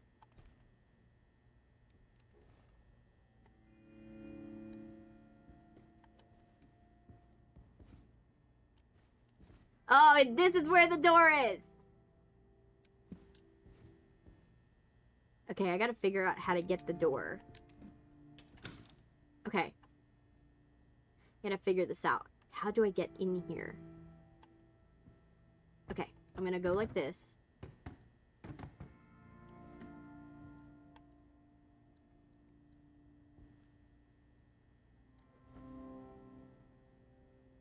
Yeah. I'm gonna go here. Yeah. And then that's gonna go here. Half-Life confirmed. Yes, it's sus. Okay, what happened here?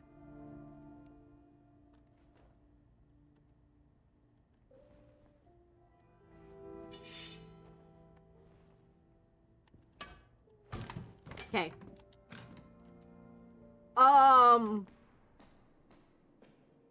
What am I seeing? Is this an infinite hallway? What am I gonna encounter? Is this gonna be like Thunderdome? No, it's not an infinite hallway. It just goes down here. Oh, why is this boarded up? Why is it boarded up? Should I be not very happy that this is like...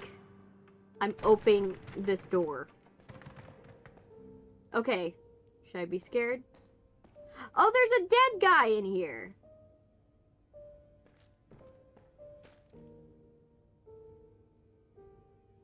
Why'd you have like a crystal necklace? I fucking hate everything. I fucking hate computers. I fucking hate the Unity engine.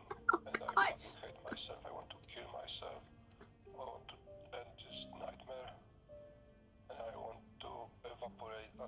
as I can. I want to smash every fucking little thing in my room. Oh, wow. Pieces. And I know I'm gonna regret it soon after. So, yeah, basically, this is all I wanted to say. Please don't talk to me, because I want to scream and kill people. Oh, this guy was not doing well. I'm joking, because I know in 10 minutes I'm gonna be okay. Well, clearly you weren't okay. Peace and love. Life, man. But you can't live without it. He was a melee combat designer, and it shows. No wonder they took... So he must have died, right? While they were coming up with melee, right? They came up with this... Okay, I think I got the story of what happened here. He came... So they were given the thing that they were going to create the perfect game, right? They created, like, the story and all that. The story was fine, right? They have a bunch of awards, so I presume that the story was going to be fine. The story was fine. They had game devs and everything, and they had the combat melee guy. But they overworked the combat melee guy until he suddenly died. Now you got a new problem, because the guy that was making you all this money now is dead, and you gotta find a new guy. But they don't want to pay for someone with a lot of experience. So they buy, and they want to cover their asses. So they get an intern to be the combat melee guy. Combat melee guy, the intern gets overworked. Absolutely overworked. The same way that this guy is. But his response is not to desperation and to give up. This guy decides, you know what? I'm the melee combat designer. Let me put my skills to the test. And murders all of them. I think that's what happened. What is this? Ooh, it's a shredder.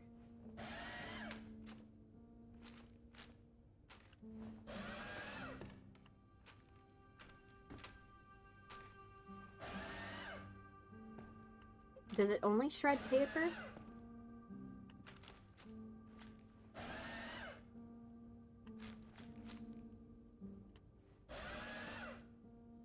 Time for a bag swap. Oh, that kind of sucks.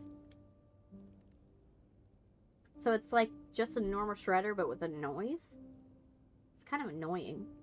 If that's all you're getting out of it, I thought he was the main protagonist. LOL. Yes. If that's all you're getting, all you're getting is an annoying like thing, and you still have to bag swap. I don't like this as like a mechanic. Like, I rather have the void. The void's more funny.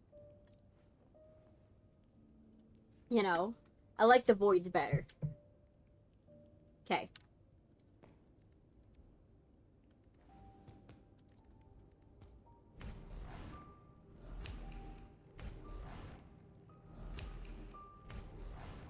Okay, so. Actually, you know what? I'm just gonna put this here. And then I'll pick up everything that I need to pick up. And then when I'm done, I'll just pick up the trash at the end. But yeah, I was like, the only reason why there has to be something that offsets the shredder function. Like, unless you are like going to like unless the shredder like gave you infinite like, because the shredder sound is a bit annoying. Like, there needs to be a good reason why I'm listening to the shredder sound, right? So I feel like there should have been like a thing where you could do the shredder. You could use the shredder, right? So he must be the keeper. But if you use the shredder, you're gonna get the annoying sound, but you'll have infinite like, you'll be able to like use it to infinity, like, that's something I would like, right? With this system. Like, if I could use the shredder infinitely, and I don't have to do a bag swap with it, that would have been worth it. But the fact that it doesn't do that is kind of stupid. Because think about it, you're never going to use it because the shredder noise is so annoying. Like, I like the feeling of shredding something. I don't like the sound of shredding. Right? You know what I mean?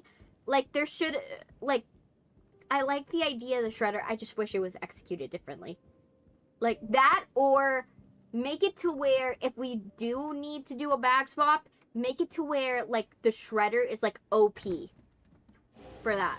Like, if you do the shredder will literally, like, go and allow you to do more things, right? You're able to,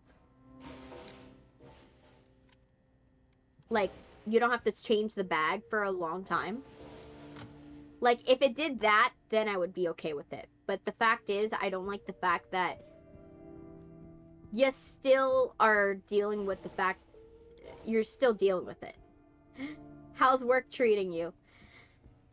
My boss has mostly, like, giving me a like, he was like, Chrissy, I'm gonna give you, like, a little break before I launch you back into the internship because I'm in Ireland. But, so my boss is currently in Ireland, but I've been doing all the I've been playing catch up on all the videos, and I'm trying to do as many videos as possible because I don't want to be in that situation where, like, I was before, where I have all these videos that I'm working on, and I get, like, a bunch of videos done, and then something happens, and I can't, like, post them right away. I can't make more. And so what happens is it feels like, oh yay, you got videos done, and then I stop for another week. And I feel so bad about that. Like, I made 6 videos for you guys, and I was like, oh my gosh, I'm back to business, and then something happened, and then I was like, I couldn't do it. And I was like, ugh. I was so mad at myself that I was like, oh man, I made 6 videos. They felt, oh my gosh, she's back, and then everything, I didn't actually get back to everything. So that's how I felt. I was like, oh man. I felt bad that I didn't, after that, like, I couldn't do more videos for you. Like, YouTube is helping. YouTube is making features that are helping. They just announced that their auto clipping, they changed their system. So they were gonna do an auto clipper, but they're doing a different system, which I actually like better. What it does is it's a content suggester. So what it does is it takes your transcript from the video and it suggests portions. It automatically suggests portions and highlights the portions they think would make for a really good video. Don't feel bad. Life happens. Yeah, I want to do more for you guys, and I feel like I've just been not as productive. And I know it's not my fault. I know it's not my fault. You know, life happens, and, you know, holiday season is, you know, it's a hard season to do because, you know, you have a lot of stuff you have to do with your family, and you have to cater to both family, and you have to cater to, you know, content, and it's the busiest time of the year, and it would be ideal if I got everything done, but of course, you know, nobody's expecting me to be like, you know, I have to remind myself that I'm like, you are an indie content creator who is competing with corporate content creators that have full editing teams. If you don't put out the video to the same quality as the person that has several people on a payroll, it's fine. But I have to remind myself that. Because, like I said, I am this ultra perfectionist that I have to remind myself all the time. You're doing okay. What you're doing is okay. You're getting there. It's not at the speed that you want it, but you're getting there, and that's what matters. And I have to remind myself that. I have to remind myself I'm human, which is absolutely hilarious. When I have to be like, you're a human being. Stop being mean to yourself. You know? I have to remind myself. Because I'm that perfectionist. I've helped myself get over my perfectionism. Like, I've gotten better at it. Like, don't get me wrong. I've gotten better at my perfectionism. Like, it's not as bad now. But I still, I still have those moments. Where I'm like, you're doing okay. You're doing better than most. You're doing better than most. Stop being mean to yourself. You know? So I have to remind myself all the time. You know? And that's why I also tell you guys, don't be mean to yourself as well. You know, even I'm mean to myself when it comes to, like, oh, I'm not doing enough content. Oh, I'm not doing enough. You know? Like, sometimes even I get mad at my own self about my own work ethic. Even though my work ethic is probably fine. Like, there's nothing wrong with how much I'm working. I'm actually probably working on too many things. But because I'm overcritical of myself, that's why. You know, I'm probably my worst critic, like I say. Like they always say, it's like, you are always your own worst critic. You will always find something wrong about it. About everything you do. And so it's best not to get mad at yourself because, you know, what you're doing is probably the best anyone could ever done in that situation. You know? So I have to remind myself of this all the time. And it's annoying that I have to, but I have to remind myself because I'm like, I am so bad at being mad at myself. Sometimes. But, you know, that shows that I'm learning. I'm getting better at it. One day I'll be super good at it and be like, oh, yay! You know? You're doing good. You know, it just takes me a minute to be like, remind yourself, don't be hard on yourself.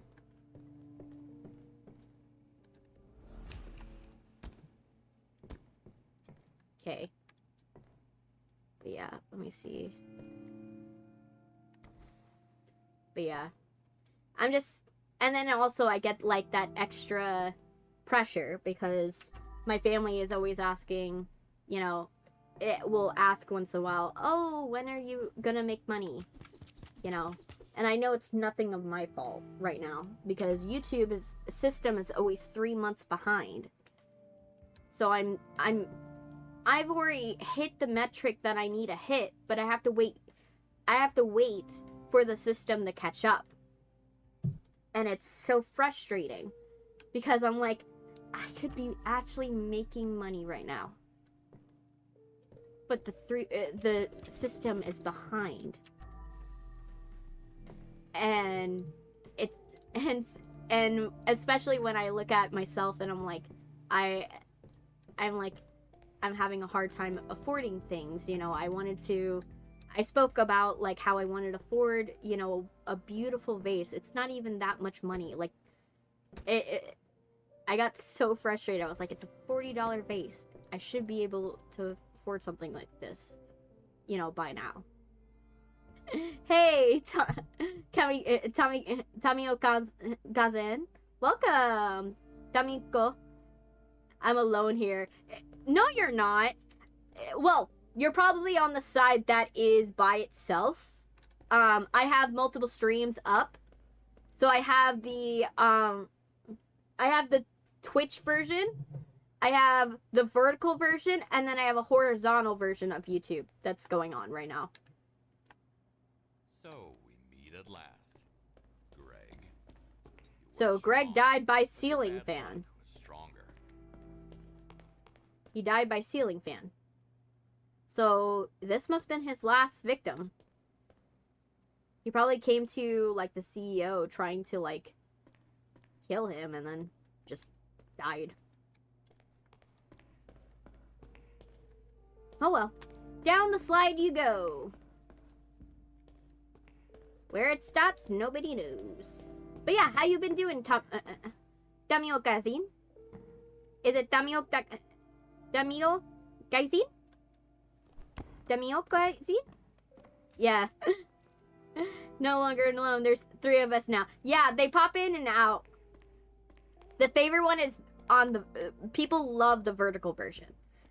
Because it's very portable. It's very easy to, like, watch me on it. But the horizontal version, I have to have it because I edit my videos. Even though I haven't posted one in half a year. I haven't posted a edited version in half a year. Because I've been so busy this year. I've been so busy. Next year, I think I'm gonna take a break from movies for a minute. Like, if I do, and I don't mind if I make another movie. Like, if I make another, like, movie. Like, this year I made 3 movies. Right? I'm proud of that detail. You know, I'm proud of that. You know, I made 3 movies. Like, I expected to only make 1 this year. And I helped make 3. Which is very cool. You know, if I make another movie or I work on another television project, that would be so cool. Like, especially if I got to go and do another, like, I love working on news stations. Like, television broadcasts, but I like writing for television broadcasts. I love that. It's so fun. Being in a television broadcast room is so fun. You should be proud. I am proud I made it. I made, like, 3 movies this year. But it's, like, it's hard because, like I said, like, right now I'm in that part of the year where I'm dealing with the ramifications of, okay, you put all this time into making movies, but that meant you don't have a lot of money to go and do things that you want, that you would love to do for people. That's the only reason, right? I would love to do more for you guys. I was so happy. Even has a watermark. As much as I loved making movies, and I enjoyed filming those movies, I really did. But what I enjoy most is when I'm able to give you guys something cool. I'm able to make stuff for you guys and surprise you with something, you know.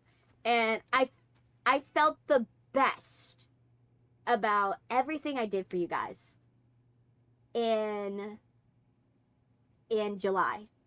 I felt the best when I was like, oh, I was on the ball. I was making everything. I was making video after video after video after video, and I was going and doing everything. And like I said, I know I have to be less hard on myself. You know, it's just I'm in a different time in the year. That's really what it is. It's holiday blues. What you expect? Very useful, if you're savage. It was holiday blues. So I'm not gonna, Here he is, like I said, I'm gonna try to wild coder, stop being mad at myself like a hunted and animal. just work on the things that I'm working on. And because I had to have that moment with myself where I had to remind myself, you know, I'm human.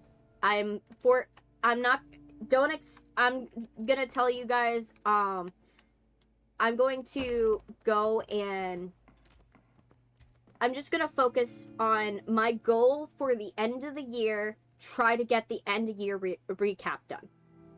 That one and the holiday medley hopefully done. Those are my 2 goals. I am throwing out the goal of getting like the 170 videos now that I need to get caught up on. I will get caught up on them eventually. But I'm right now focusing on, okay, get the holiday medley out, the heartbreak mix, and get the year recap done. Those are my 2 goals to get done by the end of the year. Like I will do the Christmas stream, don't get me wrong, but I'm gonna try to just know, like I said, it's not gonna be very big and lavish, like it's not gonna be as big as lavish as the Thanksgiving stream, which I say that, but it wasn't that lavish. But you know, it's not gonna be as big as lavish, but I'm gonna try my best to make it as best as I can. You know what I mean?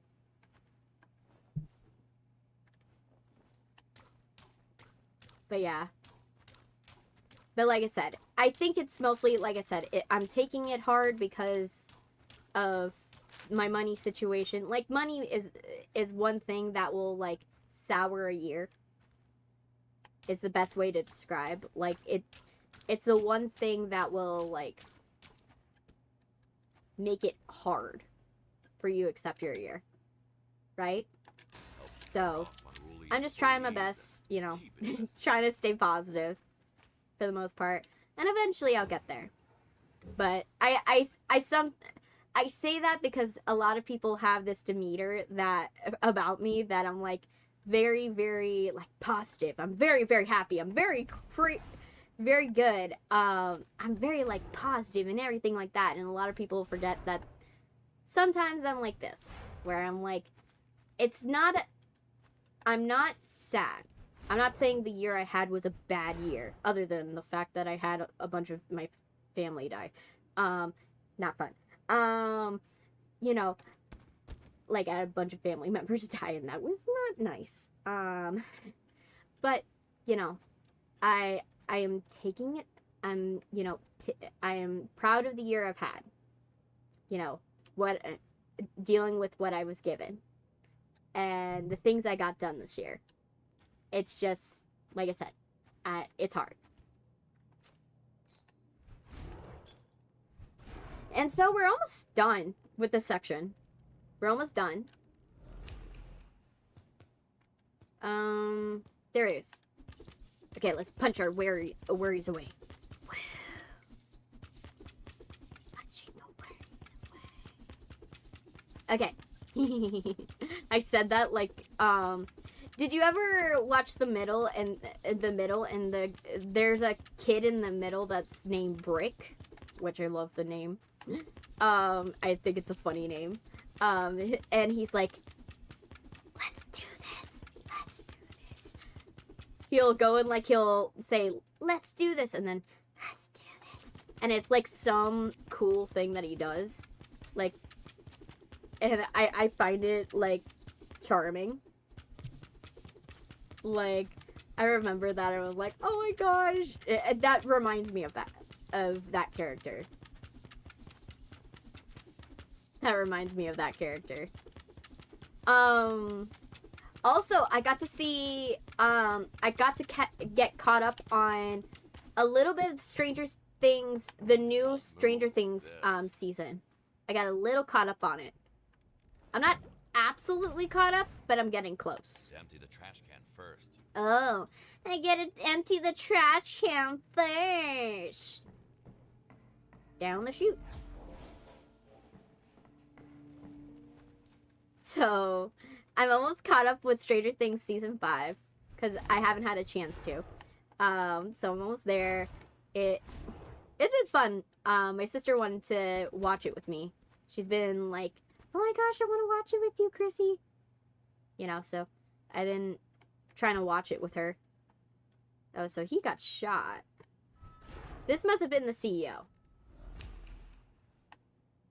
That must be the CEO. He aimed high but accomplished nothing. No, you just overworked your people, and then voila, one day they just couldn't handle it. Oh well. Okay, and then let me get this. Not this. Not this. This! Okay, let me see. Anything in here that needs to be cleaned? Oh, that needs to get cleaned. But for the most part, we're mostly don't have a lot to worry about. Steel. Absolutely not a lot to worry about. Steel. Yeah. I love that he had like a little, he had like an arcade cabinet. Like if I could have an arcade cabinet in my office, that would be so cool. I kind of have that as like, my desk is shaped to be like an arcade cabinet. I have a desk. I got it on clearance too. I got it for like $30. When like it was a store display at a store I worked at, and they were trying to get rid of this so badly. And I'm the queen of getting rid of stuff on clearance. When it comes to stores, so if you're a store out there that wants to get rid of clearance, I could tell you how. You know, I'm very good at it. You know. It's like shit hit the fan situation, but backwards. There. Move furniture in place. Is this count? Oh yeah, they all count. It counts towards it. Okay. Well, I don't think there's anything left in this room that is left. Yeah, because I don't see anything left in this room that we need to worry about. So, I'm just gonna move this over here. I'm gonna close the doors. And now we just focus on this one. Yay! One room at a time. One room at a bloody... one bloody room at a time. Okay.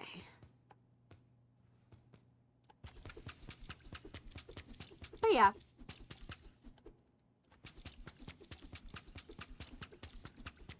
But we're doing good. We're almost done.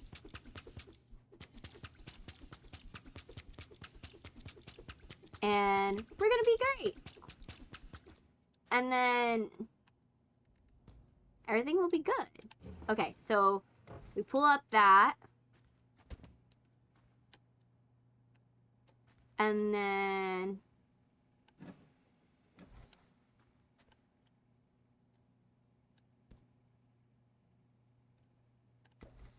there we go. And then let's put this, and then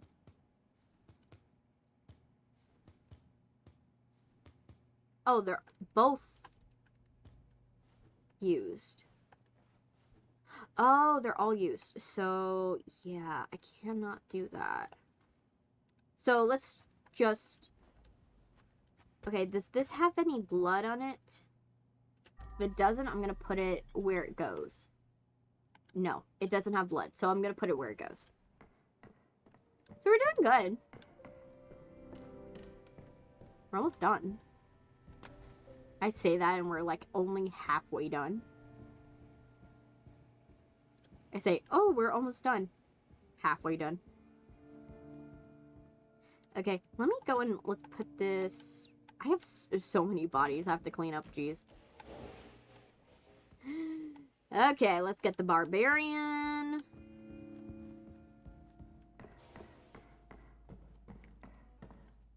Throw. But yeah, so we're almost done with Crime Scene Cleaner. I'm excited. You know, I really hope they come out with more levels. Really hope. Because I do love this game. And I would be really open to them making a second game. Because this game is, like, really good. Like, top quality. Like, more than worth the price that I paid when I initially bought it. Like, top tier. top tier gameplay. Because, like, it's so satisfying. The puzzles are good. And, like, there are some things that are hard to decipher. But the guides online are actually decent enough that, you know, it's not as big of a deal. And there's just so much good, funny moments in this. Like, I would be so open to doing a crime scene cleaner 2. Or even if they continue this community DLC, which I think they will, I would be open to, like, playing more of it. Like, crime scene cleaner, if you ever have a chance, please sponsor me. I really would like to be sponsored. Please sponsor me. I will sing your praises. You've heard me sing your praises. Multiple times.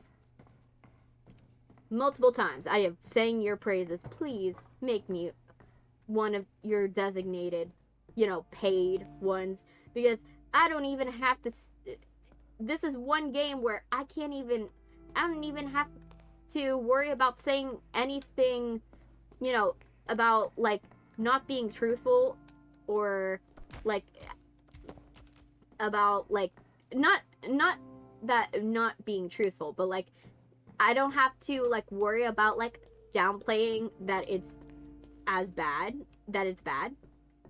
Like, try to downplay that it's not as bad as it is. Because this one's actually legitimately good. It's legitimately good. It's just wonderful. Okay. I do need to, like, clean out my stuff. So, down the chute we go. So let's go and refresh our mop.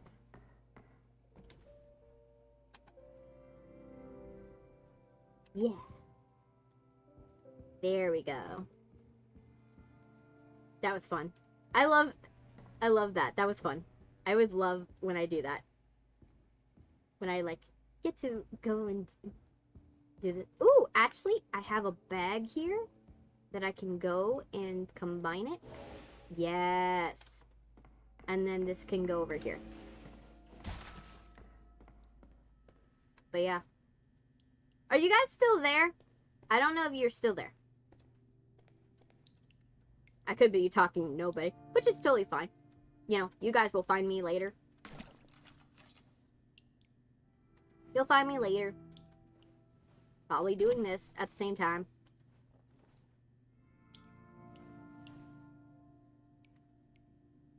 Okay. And then do the sponges. I hate that my collarbone hurts so much. Ugh. I have, like... Have you heard of Shameless? Shameless Shilling? No. I haven't heard of it. The one thing I did hear was Kaiju Cleaner. That one I was excited about. Another that I saw, but I was like, it requires co-op. Was one where it's like you're rats and you're running a restaurant, which I kind of thought was really cool. I saw Gap Smulders playing it, and I was like, ooh, that's kind of cool. But what's Shameless, Shilling? What's Shameless Shilling?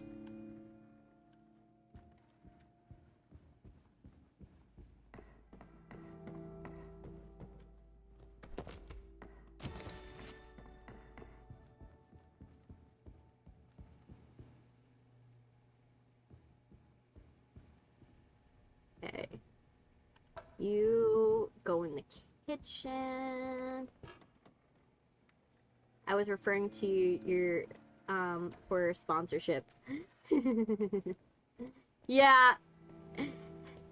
Like I said, I'm happy to, like, say it out loud if there's a game. Because it's happened before where I've said, oh, I would love, you know, I would love to be sponsored, and someone actually actively did it. So I wouldn't be like, or I did a sponsorship and then I was like, I really enjoy this game, and the person gave me the full game, you know? So I'd rather speak it out into the world, because who knows, it actually might happen. You know, I'm not gonna, like, I would love to say it out. It's better to say it out in the world and then it never happens than to never do it and then never know if it could have happened for you. You know, that's what I do. Like, I'm someone, like, Crime Scene Cleaner, what I will say is I've never been sponsored by them. You know, I've never been sponsored for them. So this is my honest reaction to the game. This entire series has been my honest reaction to Crime Scene Cleaner. But like I say, I really, really would love to be sponsored by them because this is just a really good game. I really enjoy it. I like taking my time with it. It's very fun. And, you know, I could sing their praises all day long. You know, I could sing their praises for, like, this game because this game is a solid game. There are other games where I've been sponsored and I've had to, like, you know, be like, well, it is a good game. It's a good game. But I have to acknowledge that, yes, this is done by an indie developer and sometimes it's not fully, you know, they can't do everything that they want to do. I have done that before. I've said that. Like, I'm not lying, but I'm saying, oh, yeah, like, this one's not as good, but, you know, give it a chance. You know, I do that sometimes. I'll say it because you kind of have to do that. No one wants a bad review. No one wants a bad review, even if it got a sucky game. And for indie ones, I would rather say it like that, where it is still kind of an honest review, but I'm letting the person know honestly what I think about it, because it's not a fully positive review, but I'm telling them, remember, this is an indie game, and while this is my first playthrough and I have no guides, you will probably be playing with a guide, and it will probably be a better experience than what I'm experiencing, because I have nothing to tell me, oh, I'm going in the wrong direction.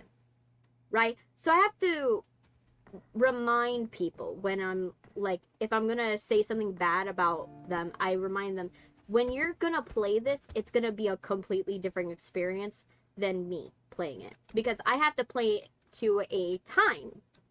You know, like I said, I have a only set amount of time to play a game. Because when I play a game, I only have a certain amount of time for you guys in the day that you guys are willing to watch me. Right? So I know I can't have a game that goes for too long. I can't have a game that goes on for like 12 hours in a stream. I have to find a way to either break it up, or I gotta find a way to do it, but like do it in a way that works. Right? So that's why I try to remind people, it's probably not bad. You know, you have all the time in the world. That's why I was telling Ollie, don't feel bad about you not doing well in Hollow Knight. Because, you know, that's a legitimately hard game. And we all know it's a hard game. Everyone knows Hollow Knight's a hard game. But it's a hard game that at the end of the day, when you're playing it on your own, there's no pressure of time, right? You're not worried, oh my gosh, I need to get this out before, you know, I need to finish this, because if I don't finish it, the people that love this game are going to be mad, right?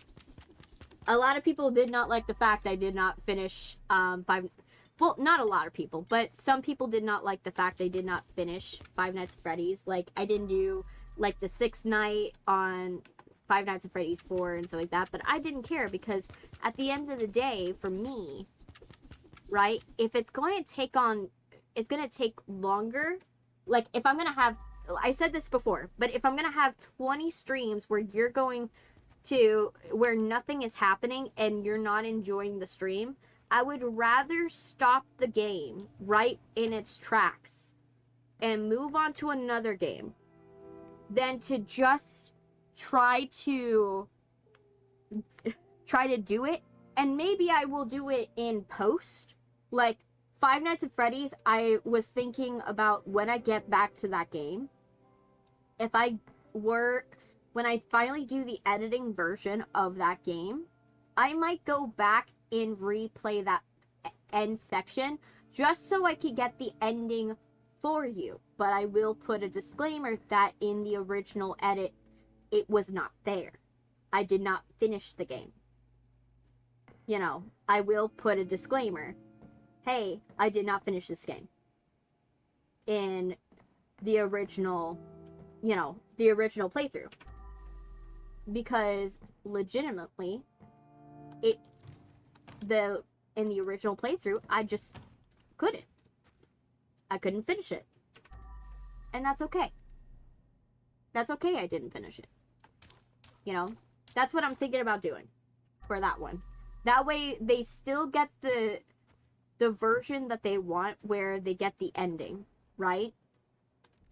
But I do acknowledge the honesty behind... I am able to be honest that, I didn't finish it in a playthrough. And in that playthrough, I had to go back and, just play it till I got that thing, and then I'll do a reaction to it that will be separate too. I'll do a separate reaction to it. Like, there's stuff that I'm gonna do for that. Like, for example, that's part of the reason why some of these videos for the videos that are the long form videos are taking so long, is that I wasn't as comfortable with my audience back then. So I didn't crack as many jokes as I wanted to, right? Or maybe I thought of a joke, but it was after the edit, right? It was after the stream. And so I'm going back and reshooting some of those moments because either the audio was bad or I thought of a joke that would suits this section so much better. And I'm just trying to do that. But I'm acknowledging at the end of the day that I'm doing it because the edited version is not the same as the stream. And because you can access the original stream, I'm putting less pressure on myself to be as authentic with what was truly in the stream as it was, because you could go back to the stream and say, oh yeah, that was not in the stream. You could. I'm not gonna be mad at I'm gonna be legitimately honest, it's most likely not gonna be in the stream. If it's, if it takes too long, or if a section I have to speed it up, or I have to reshoot a section because I decided doing this joke sounds better than doing this joke. I'm gonna do that. Because it'll be more funny for the edit. And that's my honest opinion. So, when you guys see the edited stuff, just know I'm doing a lot of work on them. But just know they're not going to be perfect to what the original stream was. They're not going to be the same as the original stream. Literally 1984.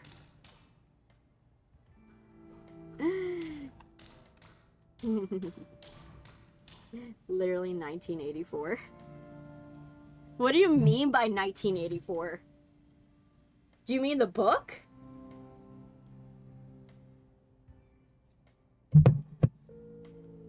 Do you mean the book? Or do you mean, I'm confused. Explain, Groggy. I don't understand.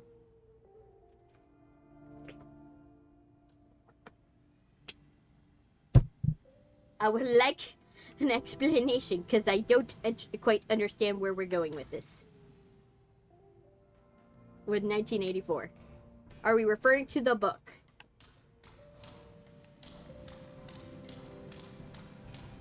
Okay.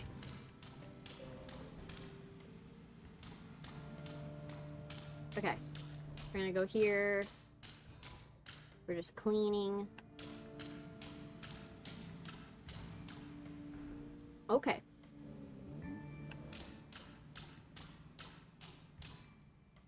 Oh. There we go. You're like Winston. In what way? I'm confused. In what way? Describe. Describe how I'm like Winston.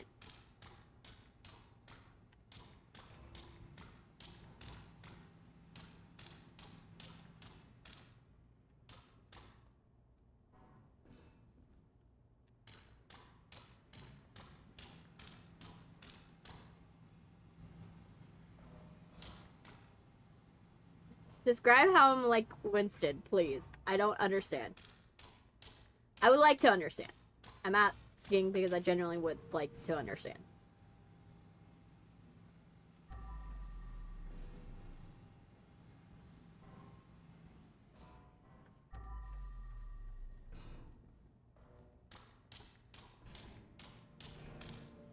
I was trying to make a joke about your editing videos where like Winston editing history and the mystery of truth, but I executed it poorly. Okay, yeah. It's okay. I just didn't know what part you were saying. Because if you've read 1984, you would know I would be concerned by what you mean.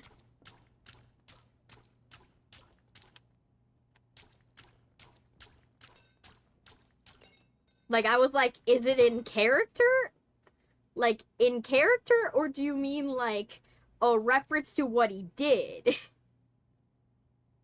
You know, that's why I was worried. I was like, I didn't know exactly what you meant. Oh my gosh, there's roaches in this section. Yes. Let's get the pizza boxes from behind here. So that way the roaches have no more homes. Because they love the cardboard. There we go. There's so many boxes. But yeah. But like I said, it's less like that because, like I said, I'm not getting rid of the original streams. I'm being transparent that I'm choosing what would be best for the edit. What would be best for the edit? If you want authenticity, go to the stream. You'll see me stutter, mess up my words. You'll see me not talk as fast. You'll see all of that stuff, right? Because it's not as polished. But if you want like the polished version, that's the version. How I see it is like, if you're loyal to what I do, you're gonna love the stream, right? Yeah, it makes sense. It does. It's a huge amount of work. Yeah, that's why it's taken me so long, because it's a huge undertaking to just not only edit sometimes 9-hour videos, but also re-record them. So that, but I'm re-recording them not in my new model. I'm re-recording them in the old system as the old model. So that's also another thing I have to keep in mind. I'm re-recording it in the original way I did. I did it. In the original way I did it, but with enhanced audio, because you guys have said it in the past, those streams you could barely hear me, because the problem is I had audio issues in those live streams.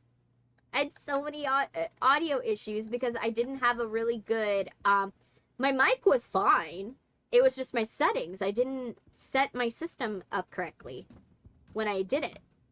I was still learning how to use my microphone, you know, for streaming. I had it set up for, oh, you want to go and do stuff for, like, you want to go and have your video and do it for video and everything like that for a pre-recorded stream. Yeah, I still had it set up for that and not for streaming. And it wasn't until I figured out, oh my gosh, this made my, it took me like 3-4 streams to figure out, oh yeah, this was definitely not working. You know, took me a minute. Let me see. That's a chair, that's a chair, that's a chair, that's a chair, that's a chair, that's a keyboard. Who pees in the plant?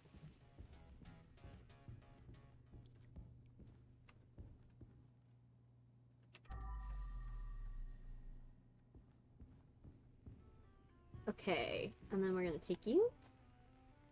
Okay, you have no blood on you.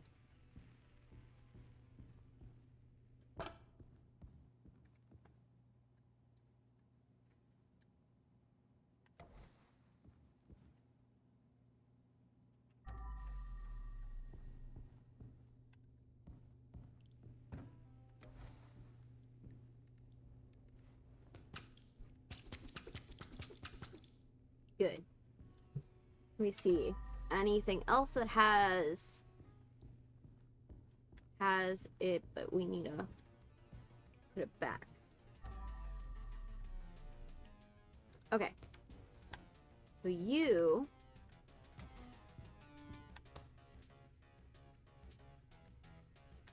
there. Good. Now let's clean.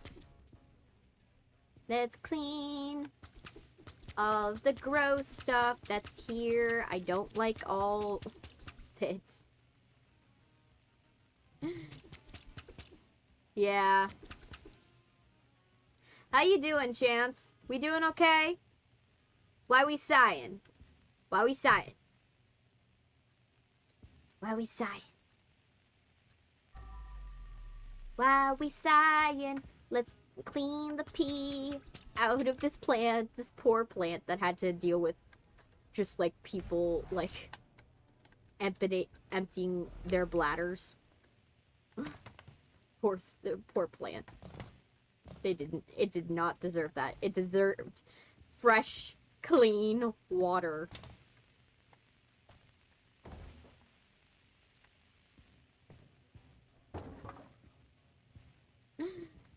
You're sleepy? I see. Well, maybe my voice will send you off to dreamland.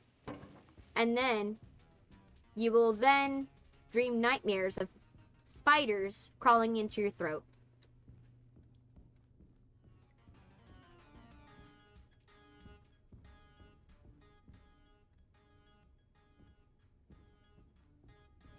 So...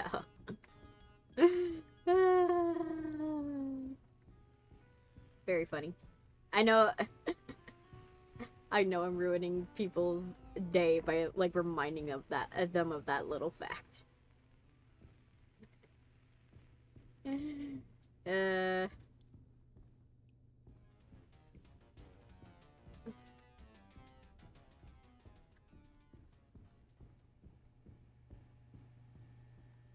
Okay, I need to find where does this thing go? Where do you go? Man, like you must go somewhere around here. Like, I feel I'm missing it. Like, is it me?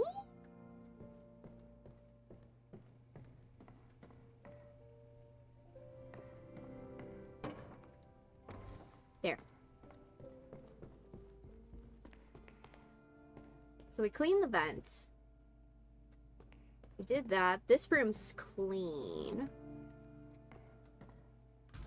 I don't see anything out of place in this room. Well, actually, let me check again. Just in case. Yeah, the only thing that's missing is an office chair over there. Which... I don't know if I found. I don't know if I found that office chair. No, I have it somewhere. And then this chair goes over here. There you go. So this part is done.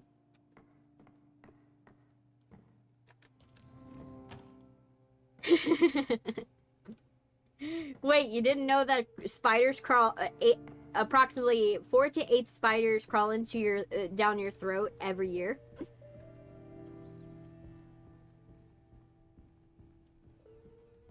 Well, I guess you know now.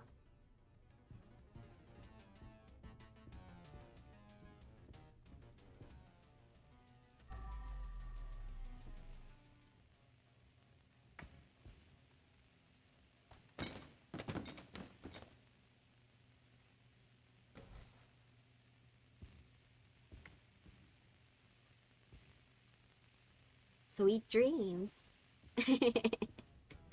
Anyway, let's get this game award over here.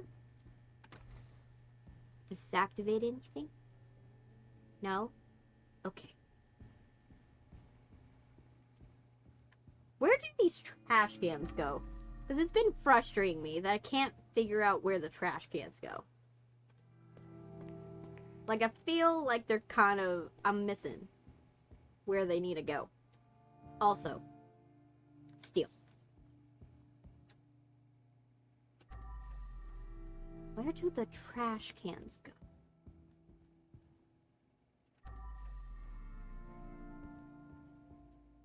Do you go in here?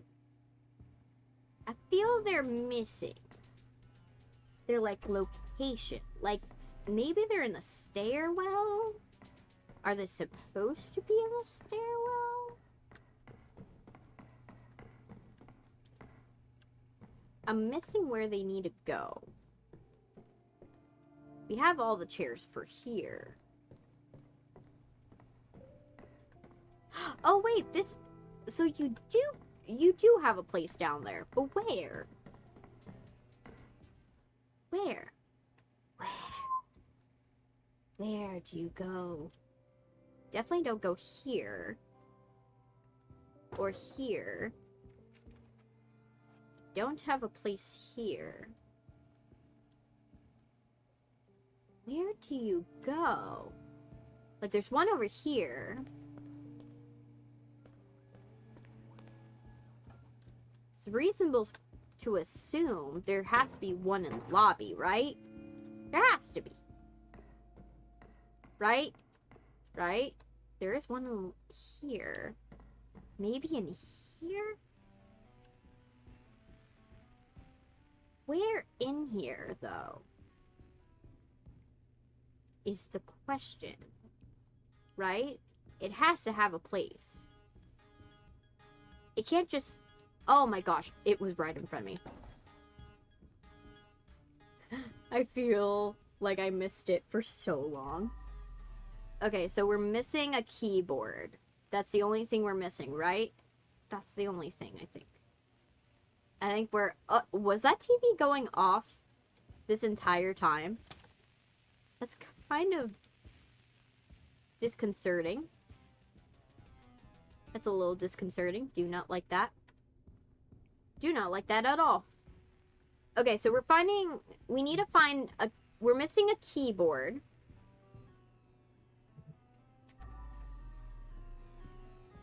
We're missing a keyboard.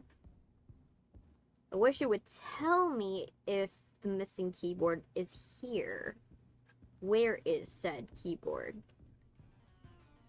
Because I presume it must be in here. Oh, where? Where is said keyboard?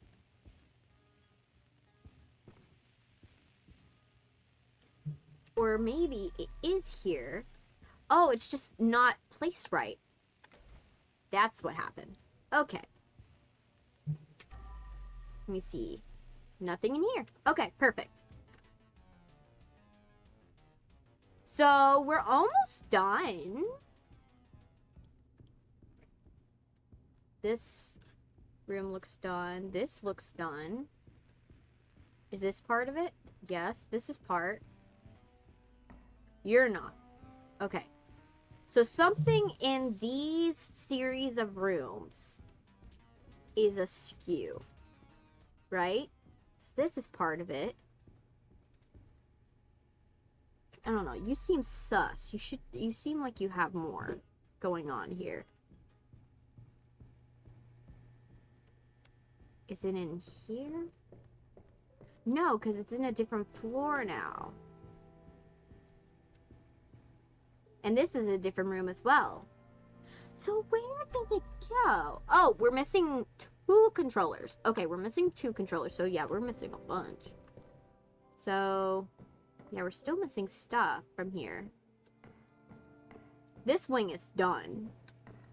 Like, I don't see anything left in here that is needed. Right?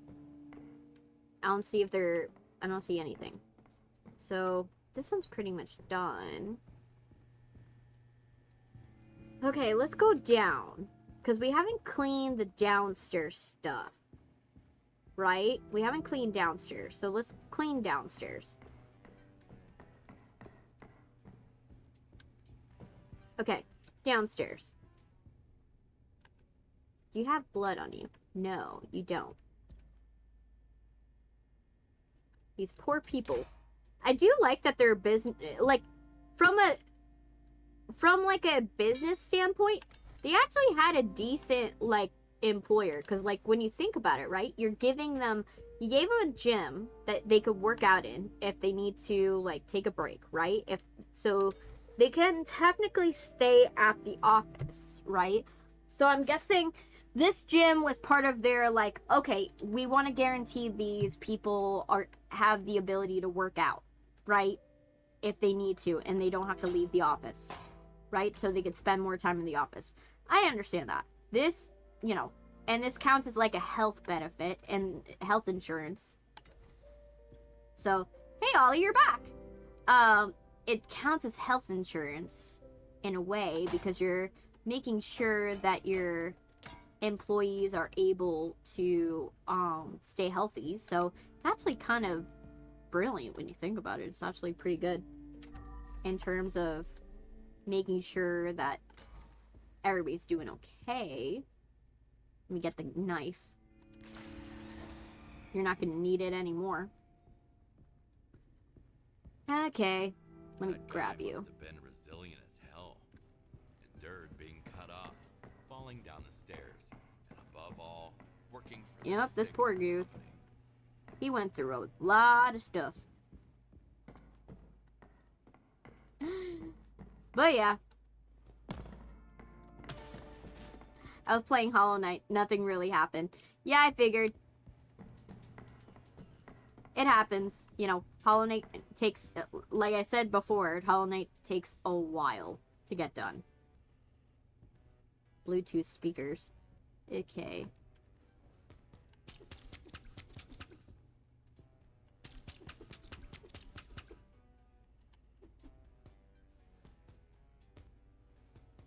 Okay, so actually, let's get my trash. There. And then let's go and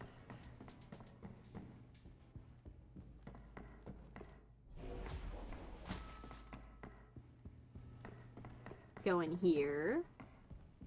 But I have to say, for an employment place, to give your employees a sauna and a gym and a shower area, I'd say it's not bad. I'm getting my first PC set up. Congrats! I know it's very expensive. But PC is one of those things where it's so worth it because once you invest in your first PC setup, you're then able to upgrade PCs going forward. And it just ends up being so much worth it. Like, more worth it than if you just decided, okay, I'm just going to go and I'm gonna go and buy a computer, like a laptop, because you can always upgrade your PC. Whereas it's really hard to upgrade like a laptop or like a standard computer. Like, you can't upgrade a MacBook. That was one thing I hated about like Apple products, is the fact that you could not legitimately update them. You couldn't upgrade them. If you needed more space or something new or something like that, you would have to buy a new computer, and I hated that, because it cost wise, yes, buying a PC is a lot of money, but in the long run, you're actually saving yourself money, because when you lose space or stuff like that later down the line, you're not gonna be as worried about replacing the whole system. You're just gonna spend a couple $100 to replace one part, and that's what's good about it. Whereas if you did a normal computer from another place, you're gonna be spending another $1,000 just on another computer, and you're gonna be like, I have to replace the entire computer, and it's just not as worth it. Though you are going to have to, yeah, it's a wise choice to like pick a PC. You know, it is gonna be annoying for the first, like I said, for a little while, it's gonna be annoying because you're like, oh my gosh, it was so much money to do it. But it's, in the long run, I need to clear the way first. it's so worth it. It's so much more worth it. Like, the only thing I will say that's sad is right now, the biggest company that used to sell stuff for space, like would sell storage, which was crucial, now is leaving the PC market for the AI market. They've decided that they're not going to do anything. They're not going to sell storage for PC owners, which is kind of sad. They're really good. It's just, the fact is that they've decided they're going to make more money from AI apparently, so they're just like, oh, we're just gonna do that. I got a PC, I just need a monitor, desk, and chair. If you have a TV, like, do you have a TV? Ollie, do you have a TV? Let me ask. Do you have a TV that has an HDMI port?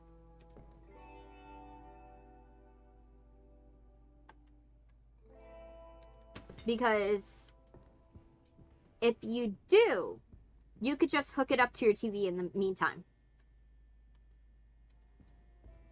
That's what I do. When I play, I play on a TV. So if you have your TV, just do that. Just play on your TV. Use your TV. Your TV has a gaming function and has a PC function. I've been using a TV for months, but I'm getting a desk for a monitor. I see. I personally, like I said, I love using my TV. I am the biggest advocate of use your TV as your monitor. It's more, like, it's just so much better for me. Like, I have bad eyesight, so it's a lot better for me to... She was killing herself for the community until someone put her out of her misery. Yeesh. I personally love, you know, going and doing that. Using my bed as a chair, it hurt my back. How so?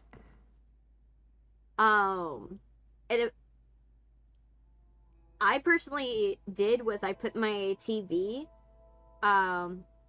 I have my TV either to my side. So my bed is across from the TV. So when I'm sitting for streams, I'm sitting upright. So my bed has is a couch, basically. I have a couch bed. So I sleep on a couch. So my couch bed, because the headboard is shaped like a couch, I'm able to sit upright.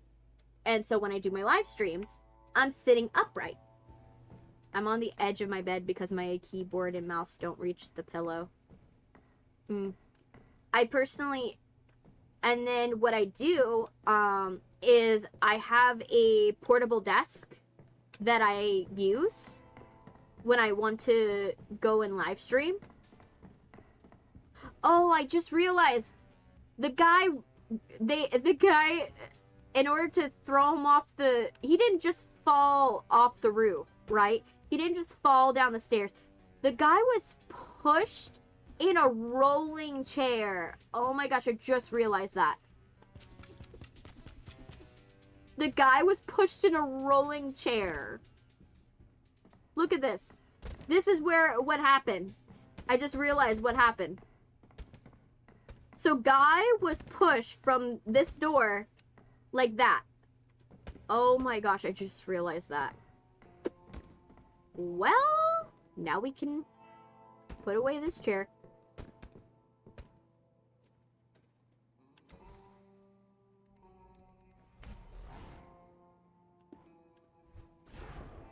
There we go.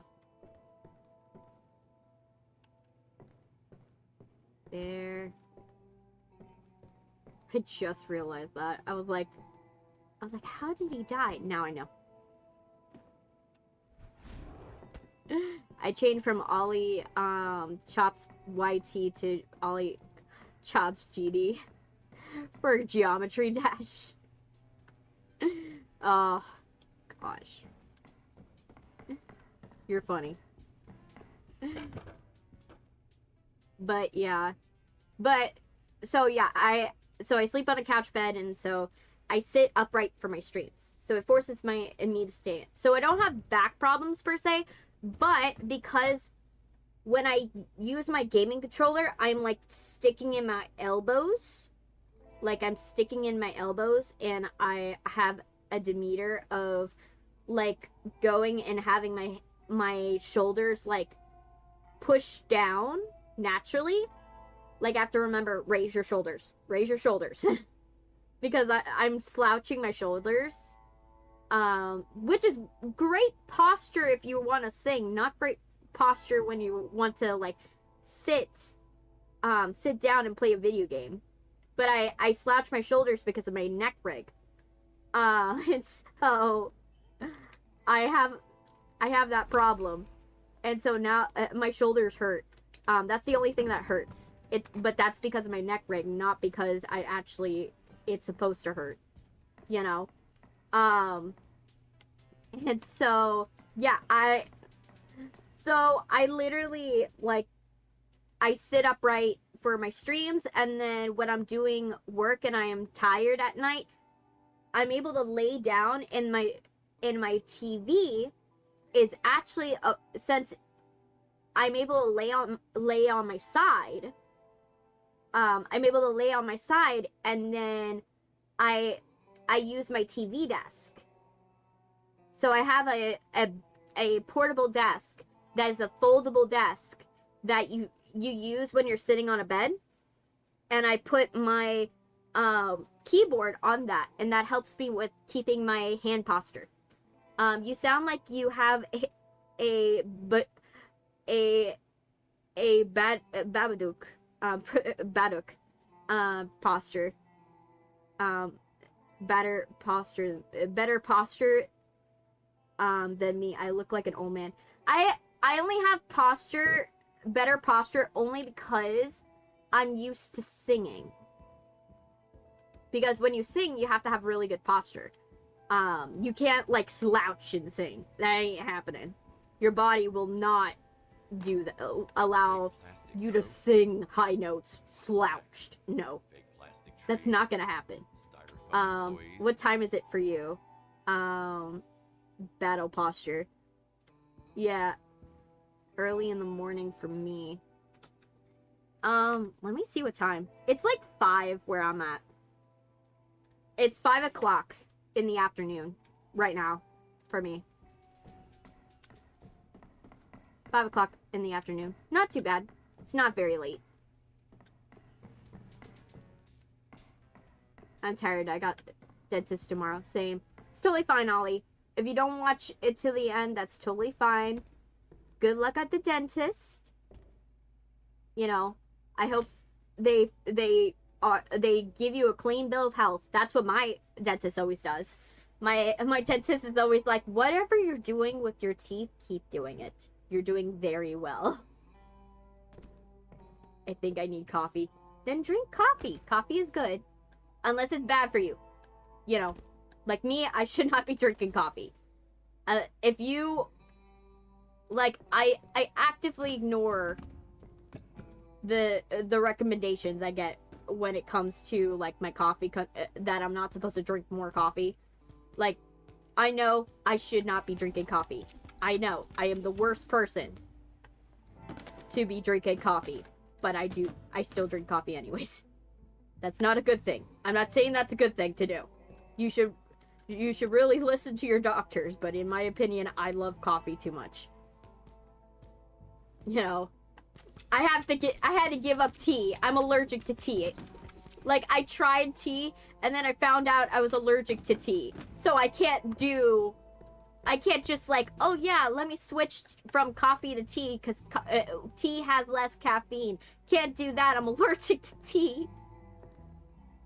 So I'm like, either I can trigger the allergy to the tea leaves, or I could go and just deal with the fact that my anemia is gonna get bad. I choose the anemia. I choose the anemia all day for that. I don't drink coffee, so eat spoonfuls of sugar. Don't do that either. It's not good. Good. It won't move like this. That is not good.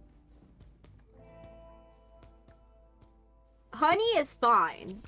Because at least with honey, yeah, sure, you're getting about the same experience as eating a spoonful of sugar. But honey has vitamins in it. So at the very least, you're getting a little bit of vitamin infusion. You know, Ollie, you could get different flavored, depending upon which honey you're getting, they taste different. Depending upon where was the honey sourced.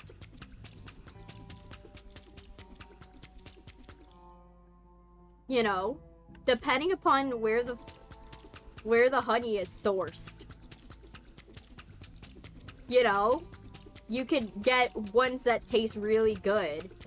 Like one that I loved, but I can't have it because I'm allergic to mangrove trees, was mangrove honey.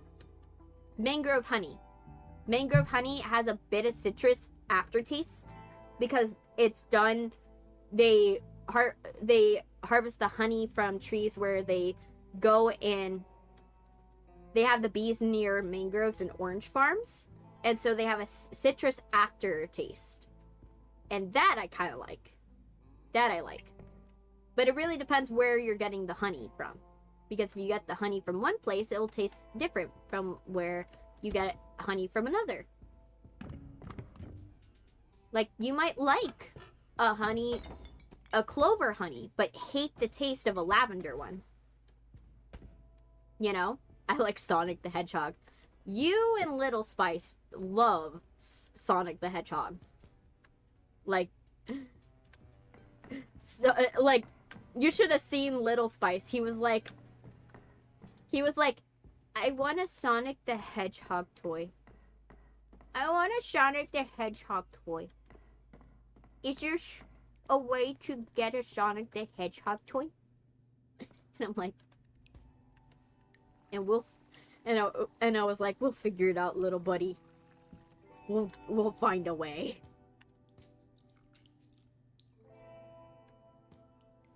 He's like, Sonic the Hedgehog toy. He has this way of speaking. It's so funny. I play Forsaken and Sonic the Hedgehog. Yeah. He's never played Sonic in his life. He only knows Sonic from the Sonic movies. And the Sonic, animated shows that I forced him to watch. Like, he does have a Sonic lollipop saver. If you don't know what a lollipop saver, it's one of those, it's a retractable, cup that covers your, lollipop, so you could set it down and then finish your lollipop later. You don't have to finish your lollipop in one sitting. He loves that lollipop saver, by the way. He treasures that Sonic lollipop saver. And basically, it's a lollipop saver, but basically, since it's Sonic the Hedgehog, his skull opens up and splits in half, like down the middle, because his head's where the lollipop goes, like a Venus flytrap. And so he treasures this little Sonic lollipop saver. It splits down the middle, like if Sonic's head is basically if Sonic got infected by the Thing from the Thing. Got giant. One sec. But yeah, imagine, so yeah, he has a lollipop saver and he treasures that thing. So I'm probably gonna do for his birthday, because his birthday's coming up soon, is I'm planning to do, when I actually have some money, I'm gonna try to get him like a little little Sonic toy. I want to get him a little Sonic toy, and then after the stream, he wanted to play piano in the store yesterday when we were visiting Santa Claus, and my dad was like, I want to play the piano, and my dad's like, no, we're not gonna get this piano. Your sister has a big one, the professional one. Like, you could use that one.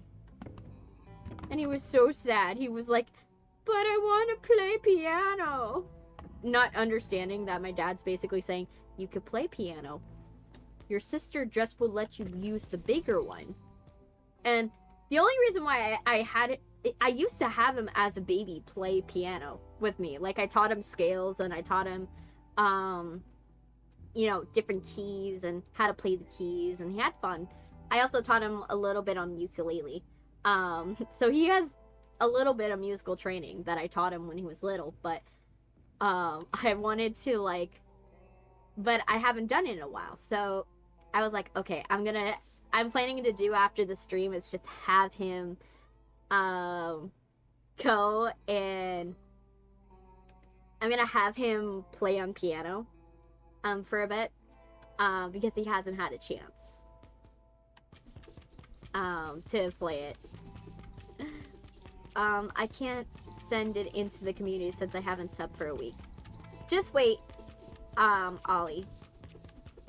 Trust me, I will be happy to see it next stream next stream. So if you're not able to send it today, I will be happy to see it next stream. I will remember it next stream. If I'm able to remember Sylvia's Husk plushie that she had to wait to show me, I will be happy to see it. next stream when you're finally authorized. Because even if I try to authorize it now, it won't be fully in the system till tomorrow. You won't be in the system till tomorrow anyways. So it's best to just have you wait. I'd rather wait till like Friday or whatever the next stream that you're going to, like, whenever it will be available. Like, I don't know when you subbed. Like, if you subbed recently, like 2 days ago, or you subbed today, Ollie. So I'll see it at that stream, okay? Just like I said, like if I'm able to remember about Sylvia's Husk plushie, I can remember your Sonic one, and I'll be happy to see it. And I bet, and trust me, I will probably show it to Little Spice afterwards, like I always do. I always, like, with you guys' stuff, I sometimes will show it to Little Spice, and I'll show it to my family to be like, oh, look what they sent me this time, you know? So they get to see some of the stuff that you guys send, you know?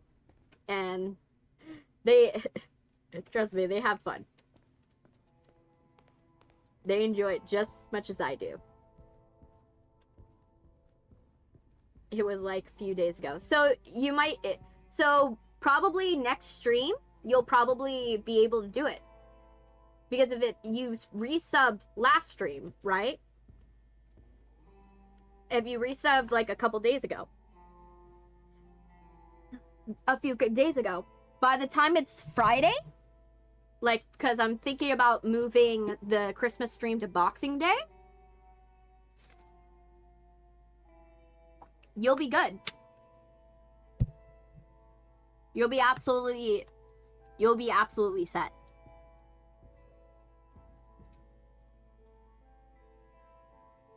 Ooh, there it is.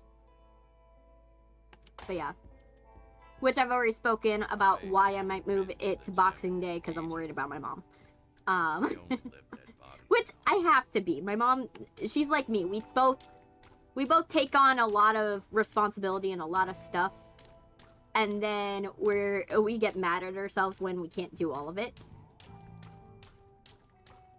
So I kind of have to, like, I think I'm gonna have to, like, make sure that she doesn't have too much on her plate on Christmas and Christmas Eve. As much as I would like to do the live stream on Christmas, I think that's what's gonna have to happen. Which you guys will still get a Christmas stream. It'll still be technically a Christmas stream. It just won't be on Christmas. It will be on Boxing Day. My friend keeps calling me. It's totally fine if your friend calls you. Is that a bad thing? Like, I've been calling my cousin. My cousin, we've been, like, chatting with her, seeing how she's been doing, you know, seeing how her little baby is. Oh, we got to 700? Oh, wait, brain. We did get to 700. Thank you. Yeah, we got it. We got to 700. Sorry, I'm, like, my brain just, like, short-circuited, because I was like, wait, we're already at, like, 700 and, I don't know, I think 13 the last time I checked. Last time I checked. I forgot. My brain... You guys forget. My brain is tired. But yeah, thank you for congratulating me. Like, my brain treated it like if we got to 800. Like, no, it would be cool if we got to, like, 800, like, in a stream. I would be so ecstatic if, like, that number, like, jumped to, like, 800 in a stream. I would be like, oh my gosh. Like, imagine I go from, like, 713 to, like 800 in a live stream. I would be, like, I would be floored if I saw that. I'll be like, oh my gosh.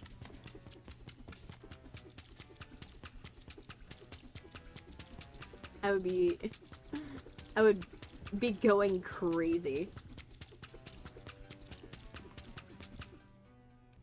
But yeah.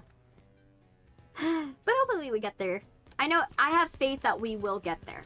We will get there, and it'll probably be shorter than I think it's gonna take. Right? It'll probably be shorter than I think it's gonna take, and everything will be great. You know? I have to have hope. I have to have hope. But yeah, I've also been watching the Taylor Swift documentary, the End of the Era docuseries. I've been enjoying that. I also love the fact that the entire internet is roasting Andrea Swift, which is Taylor Swift's mother, about the fact that she thought that the song, the song, It Hits Different was a love song. And if you don't know that song is very firmly a breakup song. Like, that's why the whole internet's like, how did you mistake that as anything other than a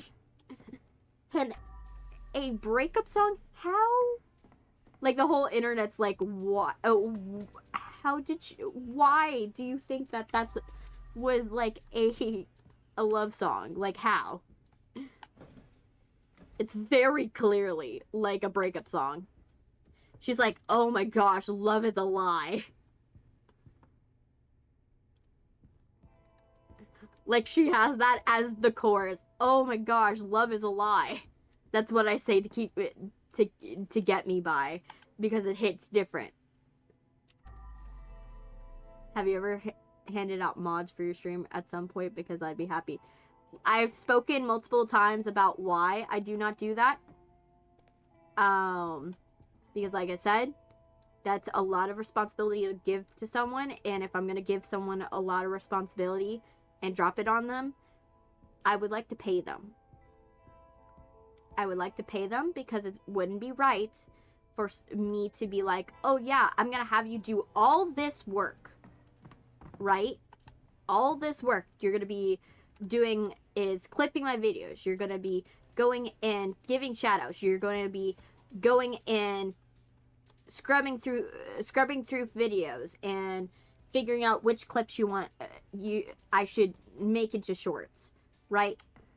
If I'm going to have someone do all that work of like, oh, so you're also going to make sure that nobody bad enters the chat and everything is policed, and you're gonna make sure everything is like that. Like, I have to make sure that it's a job. I shouldn't have asked. It's like I said, I've said it multiple times, so it's not, like I said, I'm not mad at you for asking it. I'm fine with saying it because there's newer people here as well that probably would have asked it anyways. No question is a stupid question when there's new people. You know what I mean?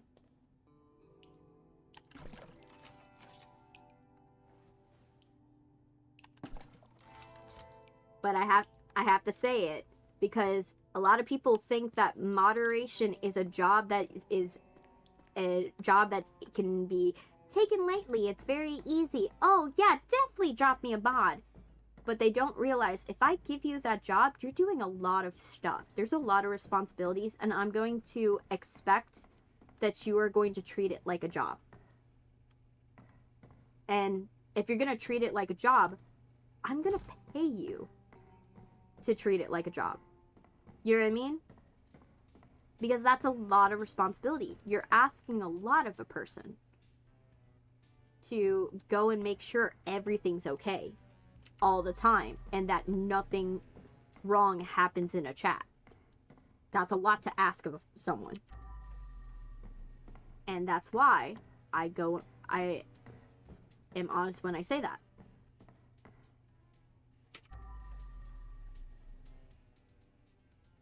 What to do for a long video. Exactly.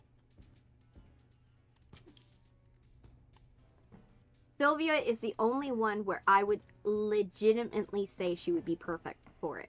Because she's been here long enough, she knows the culture, she knows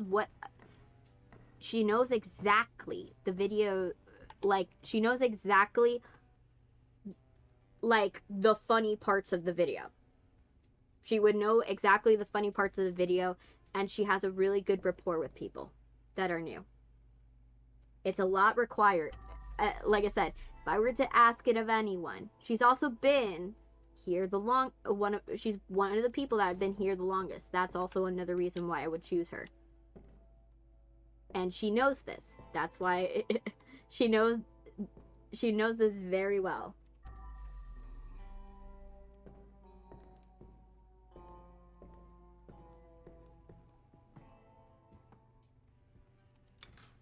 But yeah, that's personally my reasoning.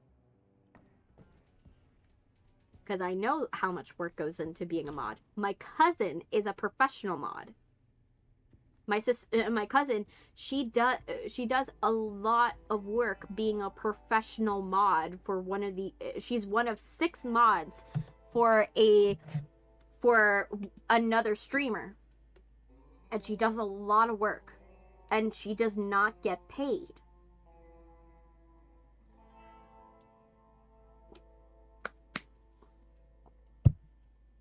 She doesn't get paid, so I know how much she does. And she told me that at times, yeah, she's family. She's fine. Like, my cousin has told me at times how much work and how much she feels unappreciated. So I know it wouldn't make sense for me to not do it. Okay, I don't know where is this poster supposed to go? Where is this thing supposed to go? There's a painting, and I'm trying to figure out where it goes. Where does it go? I feel like it goes there. 267? What's going on, Emmanuel? Like, that literally just aged you. Like, I could tell how old my audience is depending upon do they find relevance in the word 6'7". JK, just drop and say hi. Yeah, nice to see you. How you doing? You been doing okay? Okay, I'm trying to find where this poster goes. Where the hell do you go? The poster's here, right? The poster's here. It makes it seem like it's supposed to be here, right? But it makes no sense. Makes no sense. Is it supposed to be in here? No, because there's nothing here that is of an issue. But I'm looking for evidence still.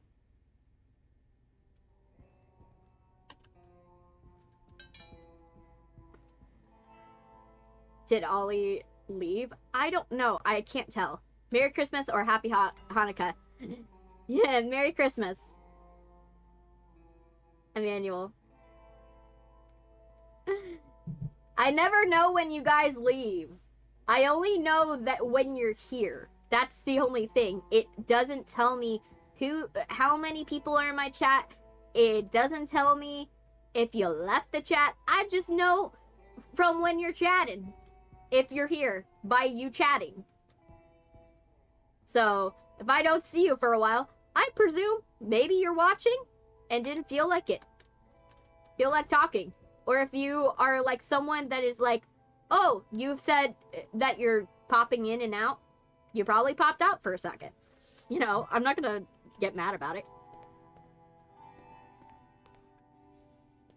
Okay, so there's trash here. Where? Where is the trash? Where's the trash? Says there's trash. But where? Where is the trash? Where is the trash? Where is trash? I checked my YouTube channel 2 seconds ago. Why y'all panicking? We're not panicking. They were just wondering what was going on. Oh my gosh, I forgot to pick up this wood. Oh my gosh. There. Was there a set of evidence I was supposed to pick up that I didn't pick up down here? Maybe that's what it was. Let's go back down. The infinite tunnel. Secret tunnel.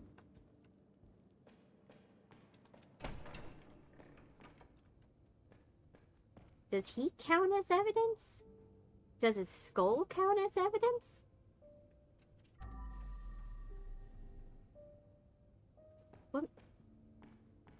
What am I missing?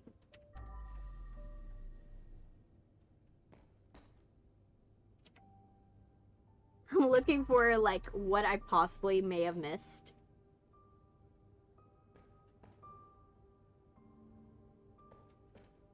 So definitely not this.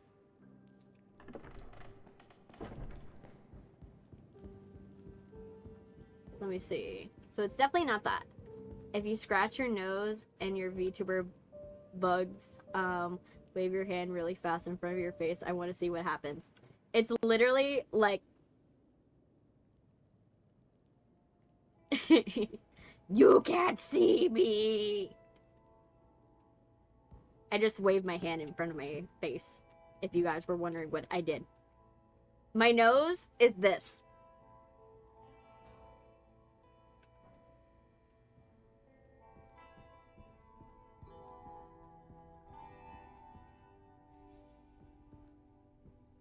I don't know what it showed, because I can't see my model right now. But I hope it helped.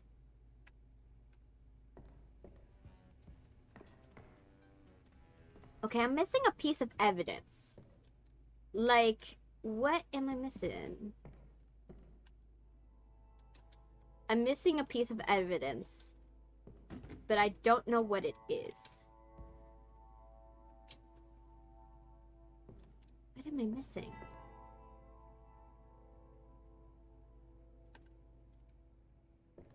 You dancing? I was dancing? Well, I guess that's what happens. I don't know. Where is it? I'm like looking for it. What piece of evidence am I missing?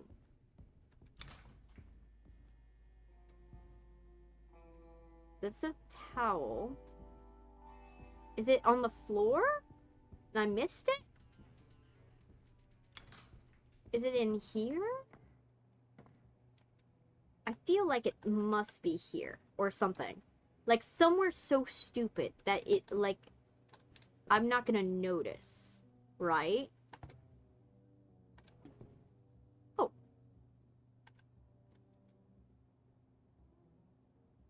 Steal. No. It gotta be something so stupid. Oh my gosh, I forgot to read this. This is what it was. No one here understands me. At first, they ignore me. When I started organizing job interviews in our sauna, they called me a perv. They tried to sue me when I decided to work for from the sauna and wear nothing but a towel. They wanted to put me in an asylum. No one here knows what it means to truly love hot air steam and being naked.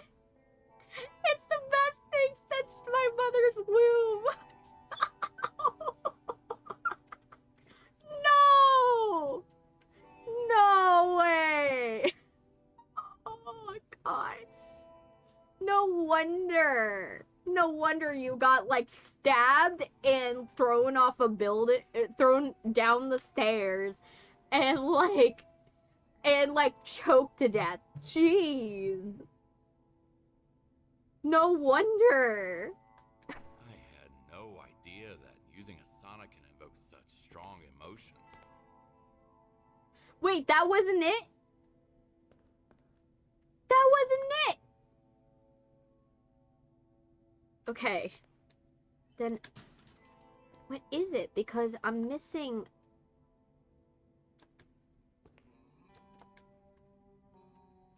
I see a duck with a knife. Is that the murder weapon?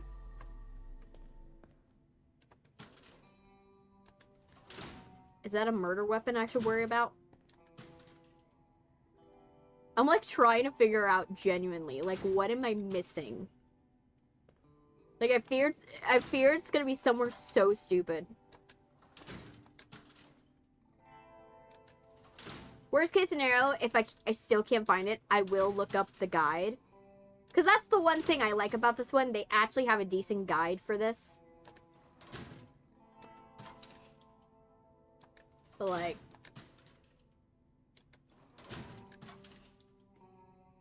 Ooh. Dragos? Dragos! Okay. Well. It's gotta be somewhere so stupid. Right? It's gotta be somewhere super stupid that I'm not noticing actively. And then we'll find it and it'll be like, oh my gosh. Hey, as long as it's what keeps you getting up in the morning to do what you need to do, your life goal is fine. For now. Maybe later you can have more loftier ambitions. Maybe one day. But don't put too much pressure on yourself. If you don't have a lofty ambition, that's okay. Oh my gosh, it's there. Oh my gosh. CEO, need more streams from the pool to build a bigger audience. Pam, community magnet. I'll try. CEO, remember nobody is here is hot enough not to get fired. Pam, community magnet. I know you already mentioned that. Stream 24/7 and show our ducks to the cam. People love them. It's crazy. Some even go as far as sending some others unsolicited duck pics. They sure do. As the ancient said, one duck a day keeps the haters at bay. I will definitely remember that. Oh my gosh. Well, we found it. All just sitting ducks in this world. So now we're done with that section. We're done with it. Great. Still don't know where this goes. It definitely goes here because it's saying 1 out of 2 to move back. But where? No.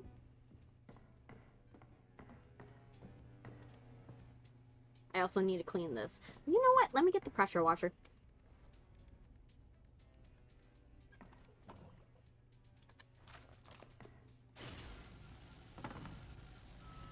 There we go. Alright. Now let's figure this out. What is missing?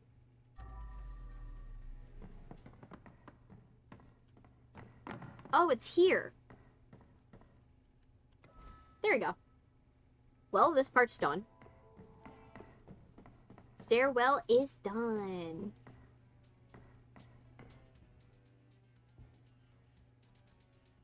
That's good.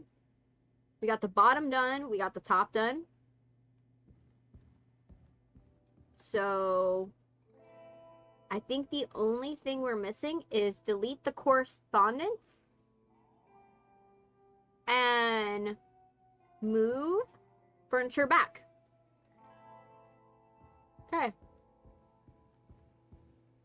So this one, we need to figure out where do these go. So we're missing... Okay, we found trash can 1 and 2.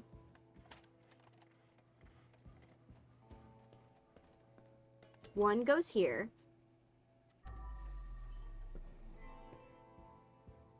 Ooh, we're missing the monkey. The monkey that goes over here. That's over here. You have any blood on you? No. So monkey goes here.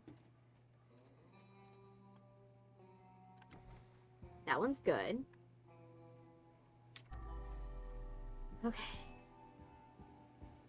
We need a bar stool, and we need to figure out where does this go. Because we're missing the trash, where this trash is supposed to go. Okay. You know what I haven't done?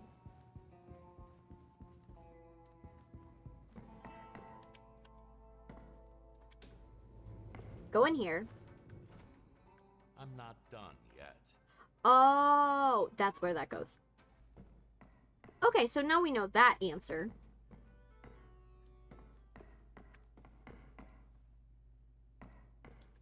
Okay, someone's crying. Someone's not happy.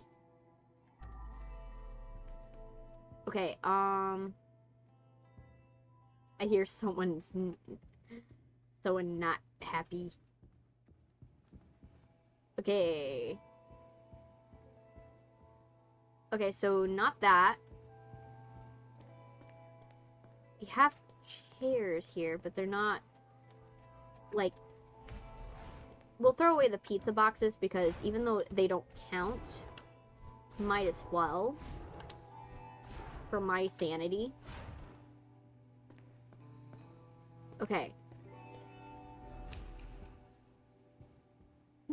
We're missing... Okay, where does you go? Where does you go? We did everything... Mostly... Wait, give me a second. We're missing a pillow. There has to be something that I'm missing, right? There has to be a room I'm missing. I feel like it might be time for us to go and see. Ooh, actually, let me trash this too. Ooh. Don't mind if I do. There we go. There we go. Wine bottles. Okay. We haven't found... We didn't find a pillow. Let's check upstairs. Or actually, let's check it here first. I don't see anything here, per se. But this does count as part of it. So maybe it's in one of these places and we just don't know, right?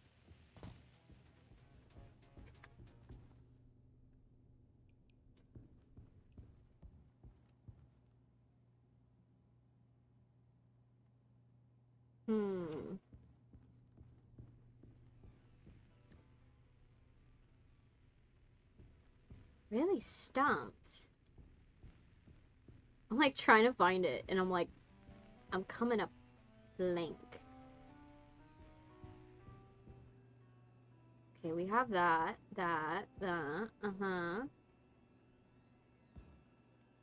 Why is this empty? That's odd.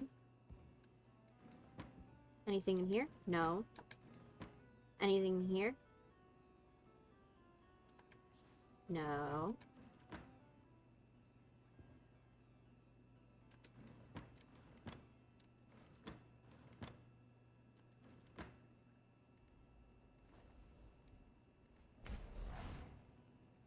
And it says to delete correspondence. So I presume correspondence would be...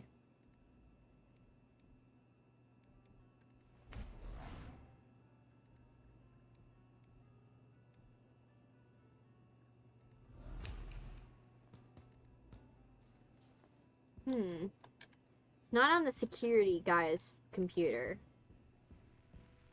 It's not on the security guy's computer. Let's go back to... It's not on... Not Greg's. Gotta find where the correspondence is. Nope, nope.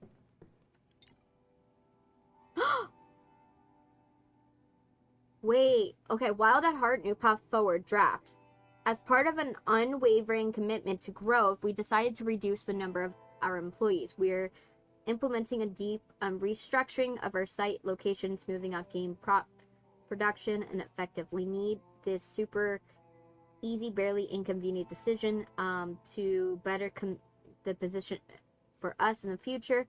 Didn't deserve to work here. We didn't understand the nature that can be concerning, but we don't really care. We appreciate your continued dedication and flexibility during this fun and exciting, difficult time. Wish you all the worst, best. Sincerely, Edwin Mentality Jr. What was that? An in-depth look inside the mind of an asshole? Okay, so wherever it says Wild at Heart, we have to delete correspondence. Got it. Ooh, and then there's furniture that we did not move back here. Right? Because we missed it. We didn't figure out what exactly needed to get moved back. Here. What needed to get moved back, actually? Not that.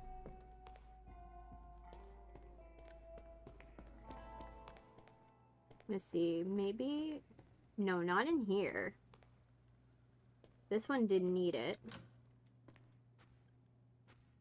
This one...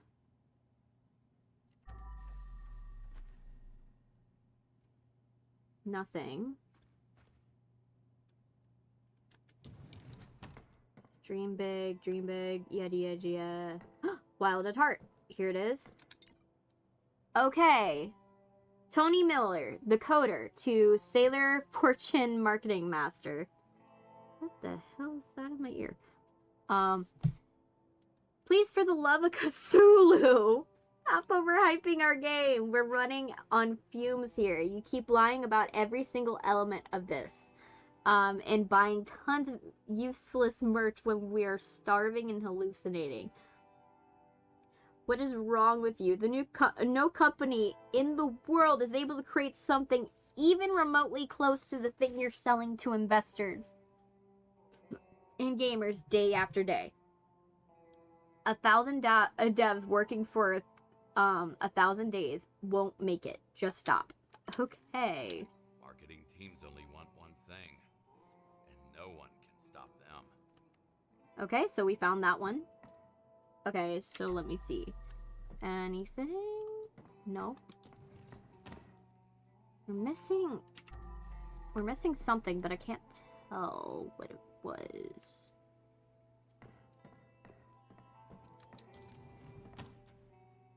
Yeah, it says that something in here is missing. Or it could be something stupid, like one of these chairs are out of line. Watch it be one of these chairs are out of line, and I haven't noticed. Right? Nah. Not that one. It's gotta be something super stupid. Right?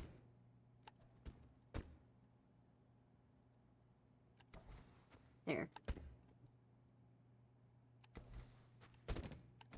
Because if nothing is showing me... If it's showing me nothing is wrong, It has to be something that is in place, technically, but is askew just enough so it lines up. Right? It has to be something so stupid like that. Because we have these. These are in the right position. This doesn't have anything going on. This doesn't have anything going on. Nothing. Nothing. It has to be in either this room. This looks a little vacant. But nothing. Ugh. It's gotta be something so stupid. Right? Something so stupid that I wouldn't notice.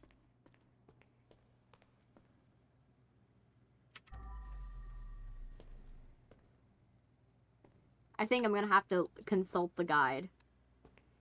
Right? So at what point do you just be like, yeah, let's consult the guide?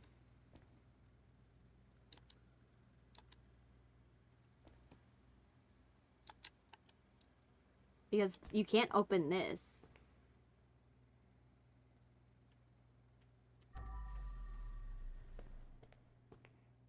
Is this what's missing? Let me see. If I move this. Nope. That does not have any issue. Something else is askew, but we can't tell what. What is askew? It's driving me crazy that there's something wrong, but we can't tell what. And I'm looking for something teal. Something teal. It has to be something so stupid, right?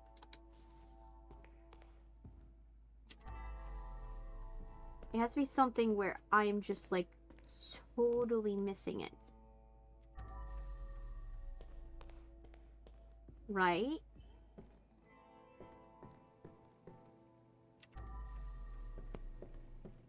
Like, I'm finding all the money stuff. Wait. It's the waste bin. Oh my gosh, it's the waste bin.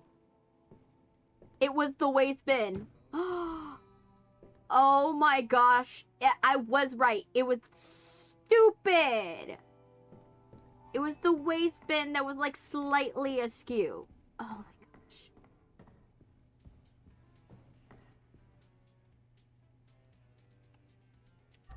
That is so frustrating. When you're like, it's right there. And there's nothing wrong with it. But then, but it's because it's just like, it's slightly askew. Oh, you blended in with the carpet so well. Well, we found you. You're no longer hiding now. Okay, and now you're my new problem.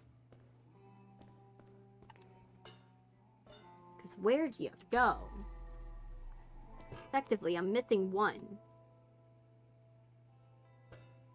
I'm missing one. You go somewhere, and I don't know where the bar stool is. I'm just gonna put you right here for a second. Where is that bar stool? Where did it go? Is it underneath something? Where is it? It's gotta be somewhere super stupid, right? Gotta be somewhere so stupid. Somewhere where, like, I've looked a million times, but, like, looked past it. Because it doesn't look out of place to me, but it looks out of place, like, game-wise?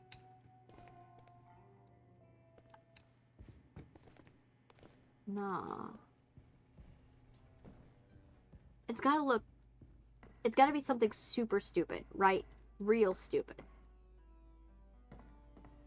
Because it's not in here. Well, there is something that's askew in here, but we have to figure out what. That's another thing. I can't tell what's askew in here. What's wrong with this place? Oh my gosh. It's another one of those where it's the literal... Well, there's one thing now askew in here. Not that. You're fine. Correspondence. Day one. First day of work. Well at heart. Here I come.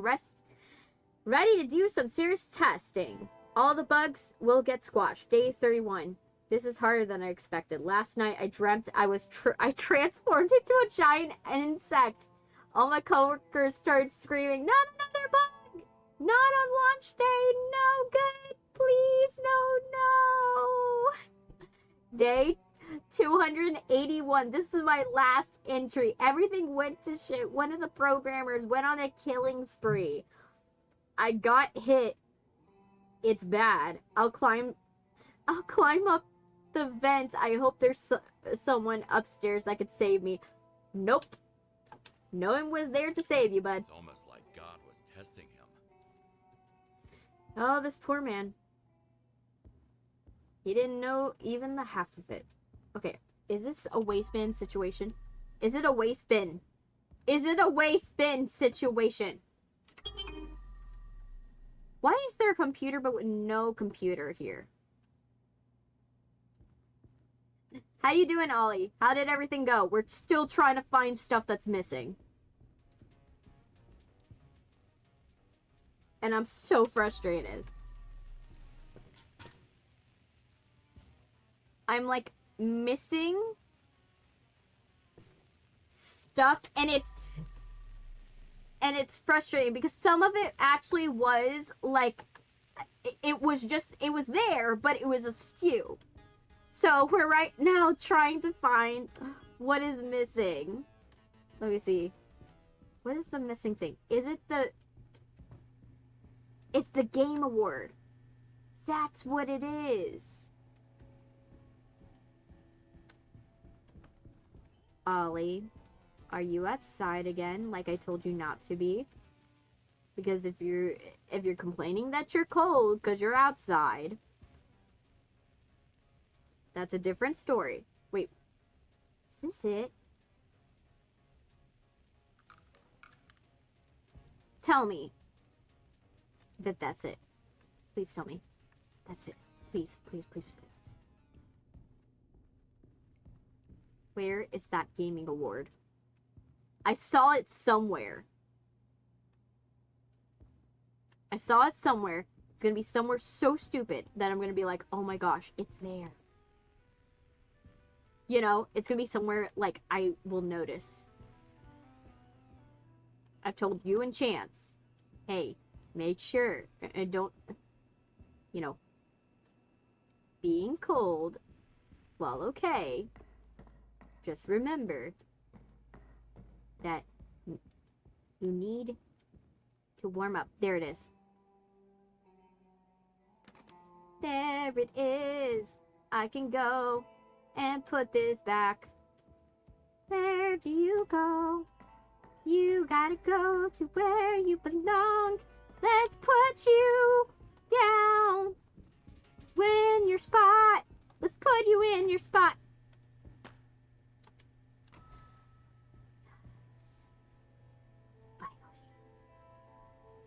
The offices are clear. I've cleared the office. Now, here's the question. Since we're looking for this bar stool, right? What counts as open workspace? Right? This doesn't. Hey, Triog, I haven't seen you in a minute. How you doing? We doing okay? I haven't seen you in a while. What's up? What you been up to? What we been up to? We're trying to find a stupid...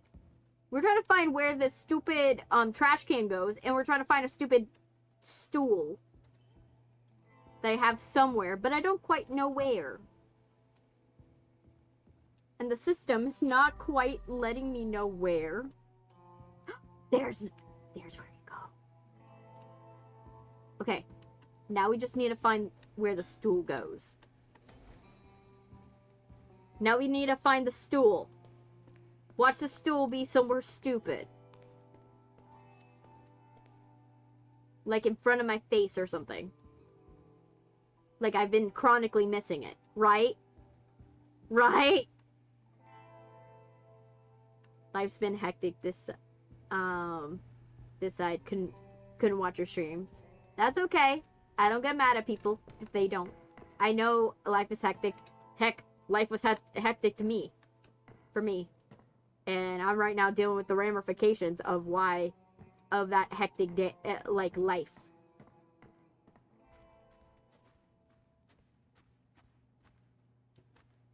Okay. It has to be in some weird place, right? It has to be like under a desk. Also, we need to find like the next Wild at Heart thing. We found the one for the second floor, right? But I don't think we found the one for the first floor. I don't think. Let's try to find the one on the first floor. Oh, there's my phone. My phone is like, oh, just having issues. Okay. Should I?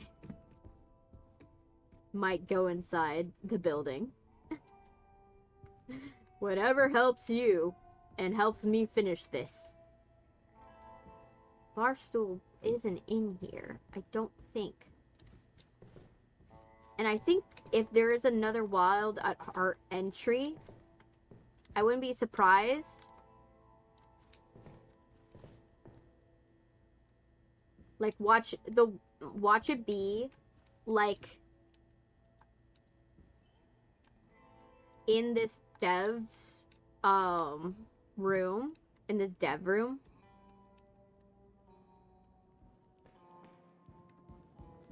Run!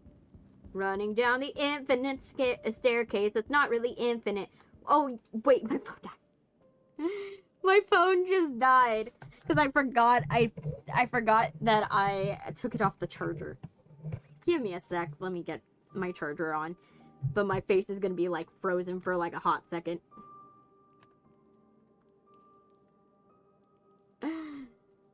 My phone's gonna... my face is gonna be frozen. I have Botox face for, like, a couple minutes. While my phone charges a little bit. But that will be okay. Okay, so not here.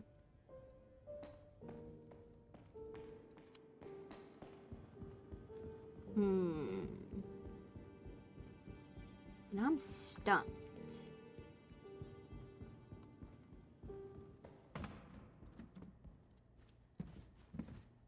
But yeah, right now my face is in Botox mode. It's like, I can't move my face! Okay, there. Okay, so that way I don't continue to go back there. I know I've checked that place. It does not have any correspondence, nor does it have anything that is gonna be of value to me. Nothing, nothing, nothing, nothing, nothing, nothing. Where's the stupid stool? Are you in the sauna? The building is old and abandoned and dark and cooled, whatever. Oh, oh my gosh. Whenever...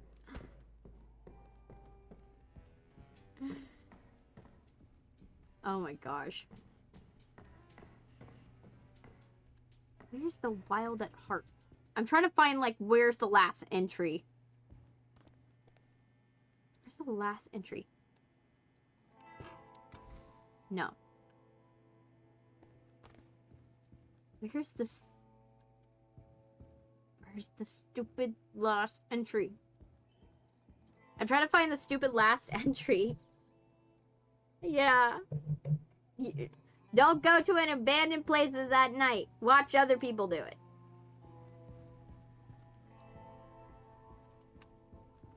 Watch other people do it. That's what I do. I watch other people do it. Do I condone it? No. Do I watch it? Yes. Okay, let me turn on my phone and hopefully I can get my tracking back on. I'm in such a mood for a peppermint mocha right now. I'm like, I would like a peppermint mocha. Like, butterbeer was good for a while, but peppermint mocha. Like I said, I do not condone going into abandoned places. That is not what we should be doing. Did I check all of these? I think I did, but I'm like... If I'm missing a stool, like... It's gotta be somewhere stupid, right? It really has to be, because, like... I can think of no other place that it could be. So it has to be somewhere stupid. Right? It has to be. Because where else would it be? No. Urban exploring should be left up to professionals, not to children.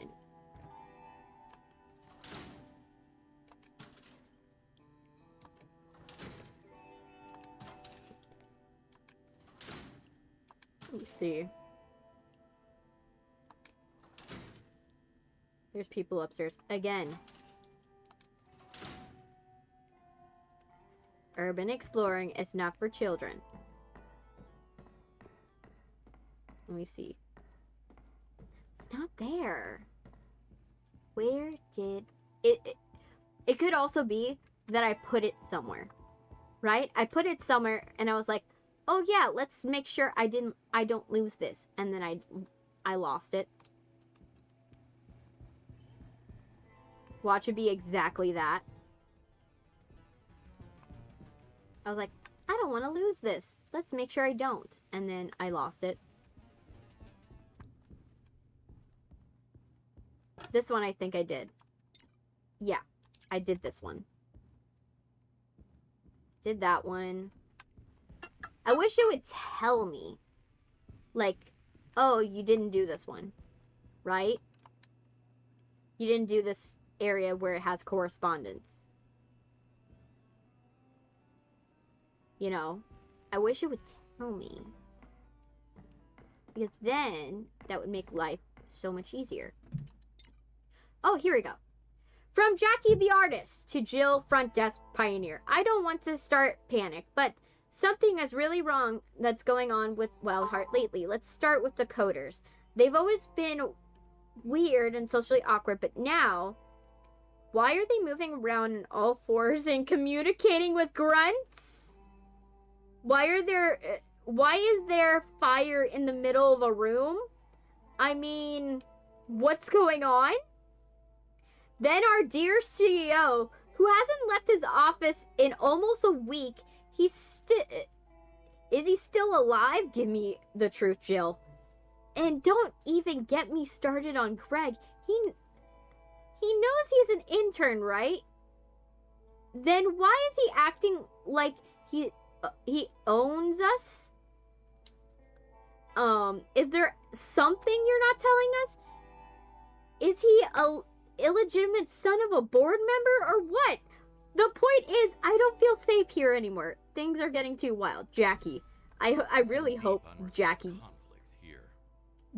like, you know, went in, like, got out of this alive. Because I think she's the only sane person in this whole entire game. She was like, yeah, I don't like this. Okay, I gotta look at a guide. At this point, there's only one item and one item alone. And we have to find it. So, it's guide time! It's guide time! It's guide time! Everyone get together, it's guide time! We are trying to find a stool. Okay, crime scene cleaner. Crime scene cleaner. Dev. Anybody who just listened to that, it probably got flashbacks to like Jacksepticeye, like right there. Okay. Wipe all the blood, yada yada yada. Okay. Basement 1. Basement 1. Objective at basement level 1. Wipe all of that, get rid of the trash, move to 26 things. Workspace. Reception. Under pizza boxes, locker room. Yeah. Open workspace. First body, yada yada yada. Okay.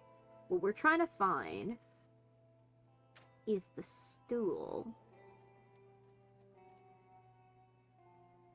Okay. So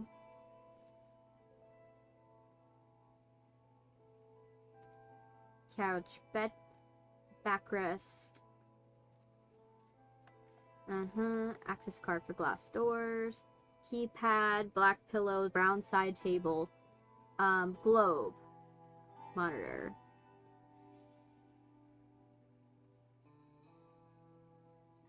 Coffee table, mint desk. Monkey. Greg's office, stairwell. Corridor. Welcome back. We're trying to find a stool.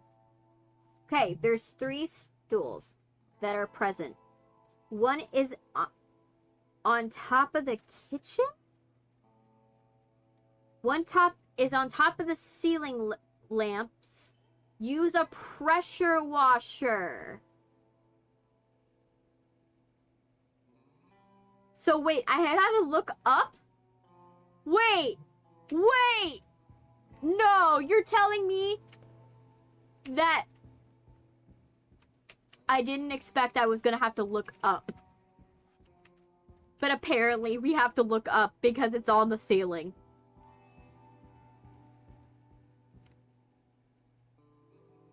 Where on the ceiling? Where? Apparently we have to use a pressure washer to, like, knock it down.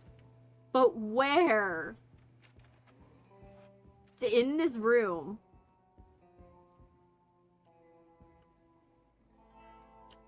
Where? Oh my gosh. Where? Where? In one of the ceilings? It said that it's gonna be in the coffee area. There's gonna be a bunch of them in the coffee area, and then one's on a ceiling. And you're gonna have to knock it down with a pressure washer. Where? Which ceiling lamp? Which ceiling lamp is the question. I heard 3 guys hanging upstairs. Left the building and ran back to my house. Saw them. Ran out of the building. Yeah, do not go into abandoned buildings. You will not like what you see. My brothers learned that the hard way. Because we went into our local abandoned building and we found like a pile of dolls. And it was kind of creepy. Wait.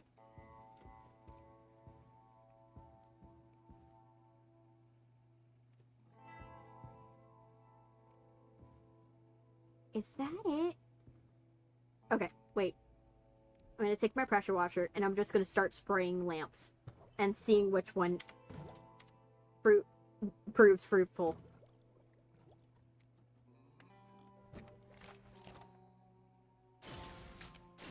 Nope. Nope. Nope. Where? Where? It's driving me crazy. I'm like, where is it?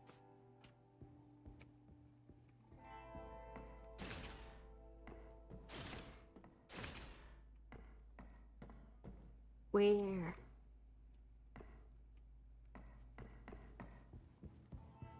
It's gotta be somewhere super...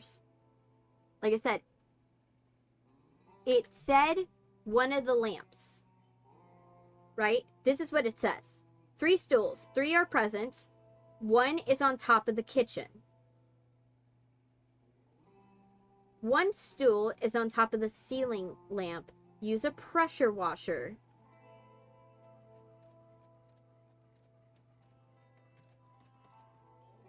Okay. When it means on top of the...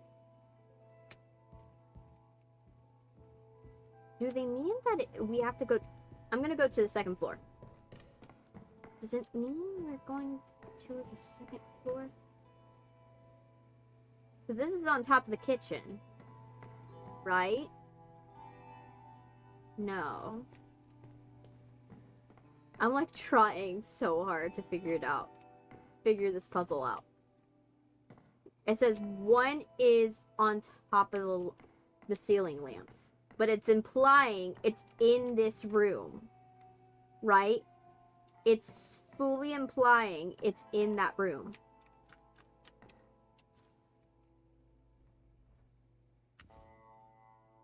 So where?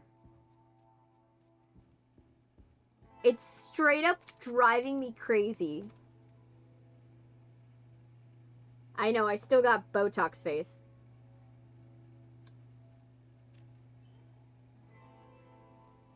It's driving me crazy.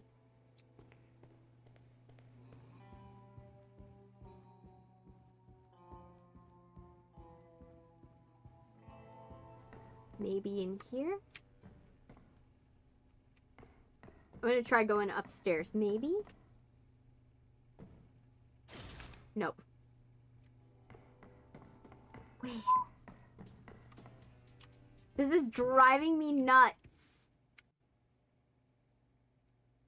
You're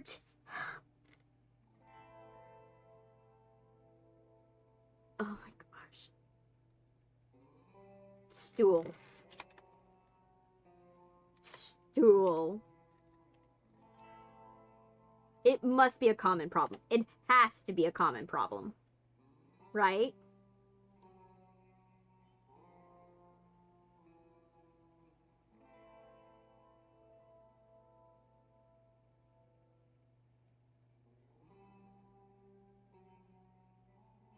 I'm just trying to find. Was there a secret I missed? Wait. Oh my gosh, there was a secret I missed. Well, bon voyage.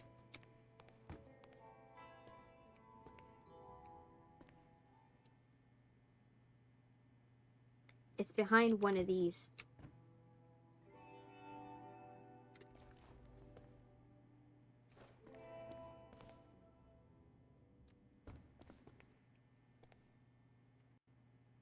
Let me see.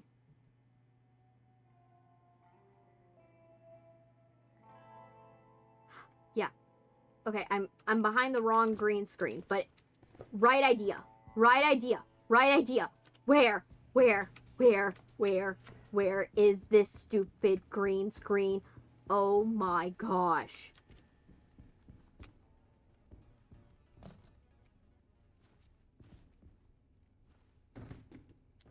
Oh my gosh.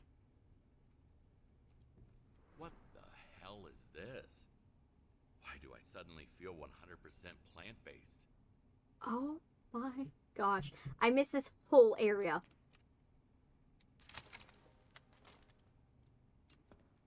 Jeez. Okay. Well. Last year, I was The guy who punched the plants is back! I'm still nobody, but also a good gardener who feels loved by his The guy that plants. fucks the plants is back. People die around me all the time. So maybe none of this is real. Maybe I'm just a vegetable. Dreaming about No. being something else. Maybe I'm just a piece of fertilizer. This guy makes me want to turn myself into a pickle. What do you mean? This is the guy that fucks the plants. Do you mean you... I'm not even gonna answer that question. Nope. But yeah, did not expect an update from that dude. Ooh, thank you for the money. Yes. Okay. Didn't solve our problem, but didn't expect to find that. I didn't think I would get a part 3 to that. You know what I mean? But I digress.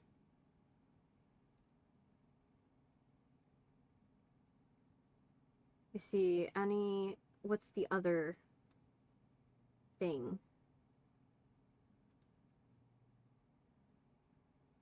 What's the other secret? Well, we went to that secret.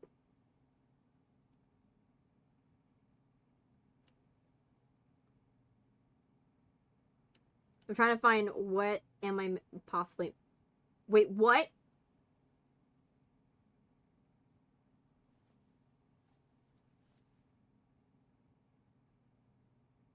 No.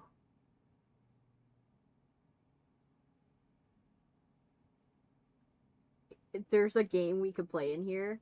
I'm not gonna play it right now, but it's totally fine. Ollie, you can watch me later. That's not a big deal. It's not a big deal if you have to leave. Oh, wait. No!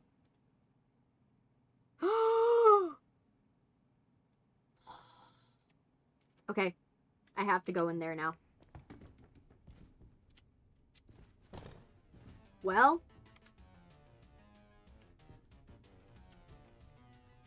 Now I gotta go and find... I gotta play that game now. I gotta play the game now. Now that I know exists. I know what happens when we play the game.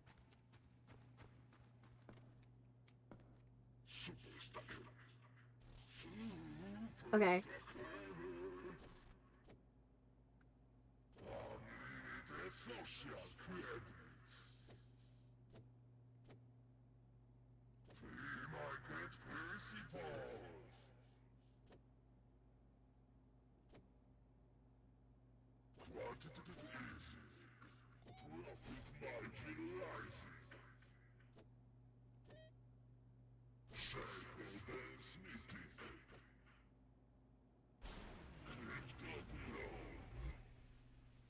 High score. So we have to get to 5,000. Okay.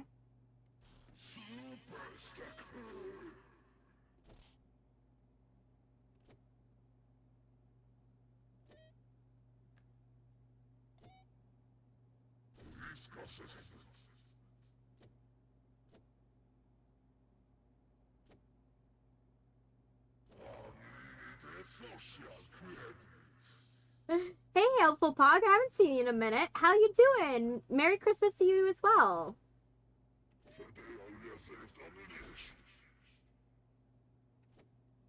We're trying to beat the CEO's high score.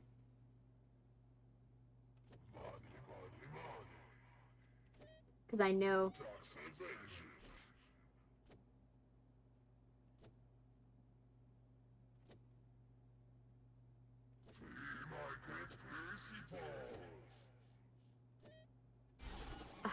Shoot.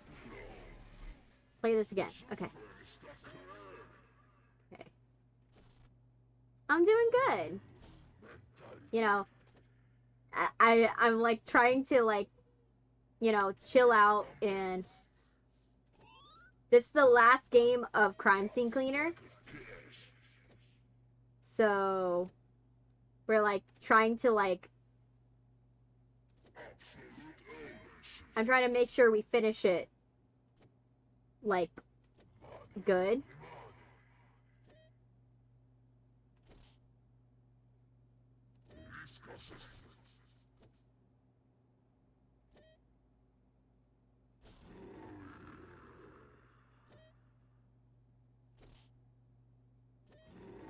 Yay.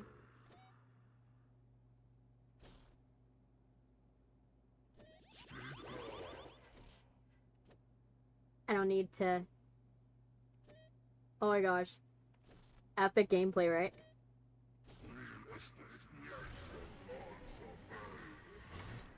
Yay! We unlocked his safe! There we go. Boarding pass, Hush Hush Airlines! Name faster! Edward Mentality Jr. From Salto Alto Airport to Mexico City. When your company is tanking so hard, How is that even take the money possible? and run. Hey, this is the CEO's, you know, place. It's fully possible.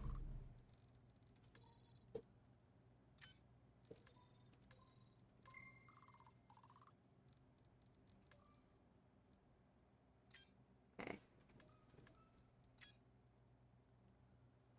There we go. It's fully possible.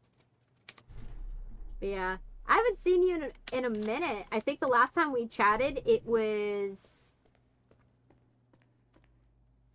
It had to be during Bendy. It was during Bendy, I think. I think it was during Bendy. Like, during that time where I was playing Bendy. I'm not saying during a Bendy stream. I'm saying during that time where I was playing Bendy. So, roughly... September, if I had to say? September?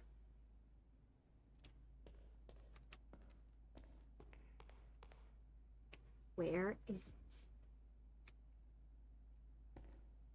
There's one that's shut off.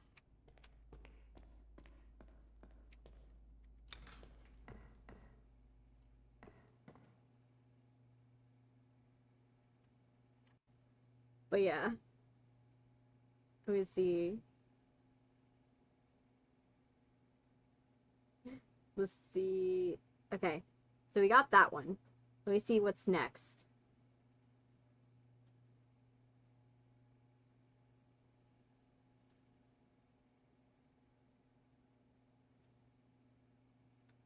Crime scene cleaner. I'm looking for the stool. Yeah, some reason you disappeared off my FYP. Yeah.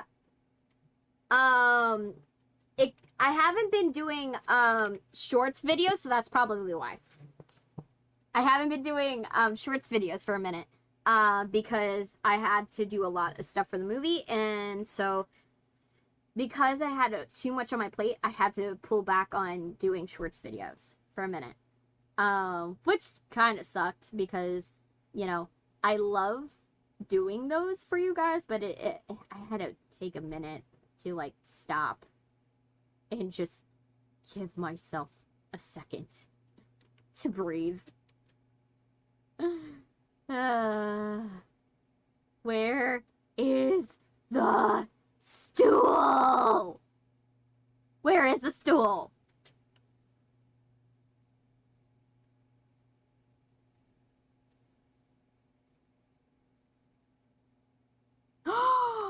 Oh my gosh. Okay, someone explained it. Sometimes in this level, there's a sometimes there is a actual stuff will fall through the level. So from what they're saying is that there's a common problem where stuff will fall through the level and you won't know where it is. And this is as soon as November. Okay. So if that's the case, I'm not going to get mad at myself. That's one of those where it was the fault of the game, not me. Okay. So if that's the case, let's not get mad at myself. You know, sure, yes, it's going to bother me that we are missing this stool. But considering this is the last game of Crime Scene Cleaner, and I've been perfect for the entirety of this, of playing the series, I think that it's kind of fair. You know, it's kind of fair that at least there was one level that stumped me. One level that stumped me. So, I'm gonna call it.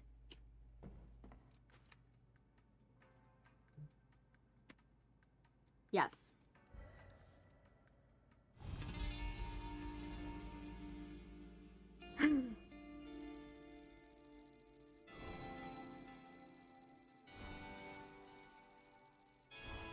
Oh, it gave me 100.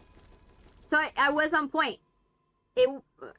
That's exactly what they said in the reviews. Is that because it's glitched out, since one item would glitch out every single time for everybody's run and it's a different item, they will count as 100% even though you didn't get all of the items put back in their place. Okay, so I feel better about that. I want to get Crime Scene Cleaner. It seems really fun. It is really fun. It's really fun, and the creator just keeps on adding on to this game. Right now, this is the new DLC. So, this is the new DLC that they did. Which they're not finished with this new DLC. And the reason why I know they're not done with this new DLC is that there's more items that are unlockable. You know what I mean? There's more items that are unlockable, and they haven't put out a nightmare mode. I believe, let me go and check the price, because I bought it a while ago, so I bought it on sale. Crime Scene. I could put the link to the game in the description. Crime Scene Cleaner. Not this. Crime Scene Cleaner. It's on sale, actually. It has a 10 out of 10. It has a 10 out of 10, overly positive, overwhelmingly positive on Steam, and they have it for $19.99 currently. It's 20% off right now, from what it's saying. And you can get it in a bundle with 2 other games. So you can buy it with Thieves in a bundle for $19.78. So if you want it slightly cheaper, you can buy it with Thieves. Or you can also do is buy it with Cash Cleaner, and Cash Cleaner's bundle is $28.78. They're all 20% off. The only one that's 50% off is Thieves and Criminals. That's the only one that's 50% off. But yeah, it's really good. And like I said, I don't think the creator is done with this game yet. It is overwhelmingly positive. The creator is a really good indie creator. And so I don't think they're done yet. I might get it then, though right now is the middle of the night. It's totally fine. But yeah. And like I said, the reason why I know that they're not done is when you go into here. So if you see the active missions, there's a story mode and a true cleaner mode. But this DLC shows. I'm not doing True Cleater for you guys. It's too much pressure to do in a stream, and it doesn't add anything to the stream other than I just have to figure out how to play the game, you know, with I have to figure out how to play the game with less like tools. So that's literally why I don't do it. It doesn't make sense for me to do it on stream. It makes sense for you guys if you want to test your things and you can unlock things like guns, solid gold items, lasers, you know. But I think they're gonna probably do a nightmare mode like I had been playing for this section, where my cursor is, the red cursor. They're probably gonna do a nightmare mode with these. By the way, I feel like the VTuber model has changed, hasn't it? Since September. It has. You probably don't notice it. My model has different hair now. Different color hair. And completely different style. The style of the model, the hairstyle is completely different. I changed my hair color back to my natural. So this is my natural hair color. I changed it back to my natural. I haven't had it in my natural in over a year. For the channel.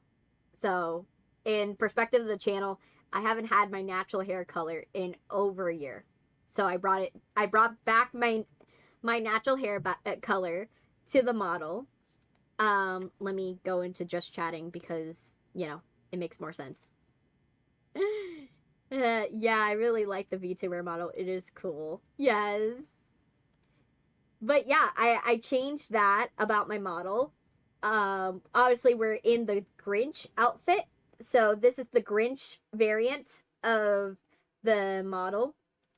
I've created multiple, I've worked really hard on the different versions of the models. So I've been working really hard on that. We've got goggles. I don't think that I had goggles in September. So when you saw me last, I don't think I had goggles. So these little things on my head, those are goggles. So I don't think you saw those either.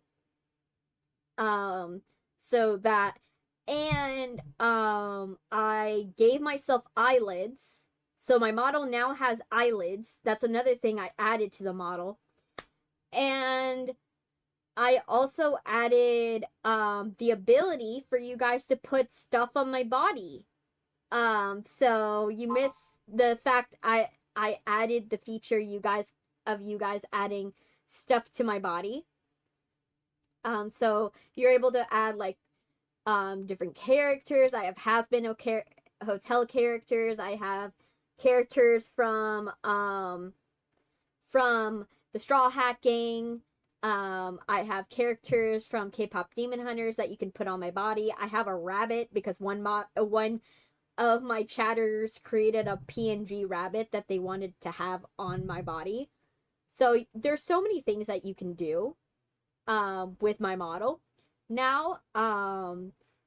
And I also fixed I gave my model I fixed my eyebrow my brow bone on my model because it was too low, so it gave my eyelids no room to have like an actual, you know, eyelid. How do I do the rabbit? You just tell me. Literally, that's all you guys need to do. I have it in the description that you just tell me what you want on my body. So like, for example, like I'll do the rabbit like you want. There you go. Let's put it on my shoulder. There. Now you have a rabbit. Rabbit.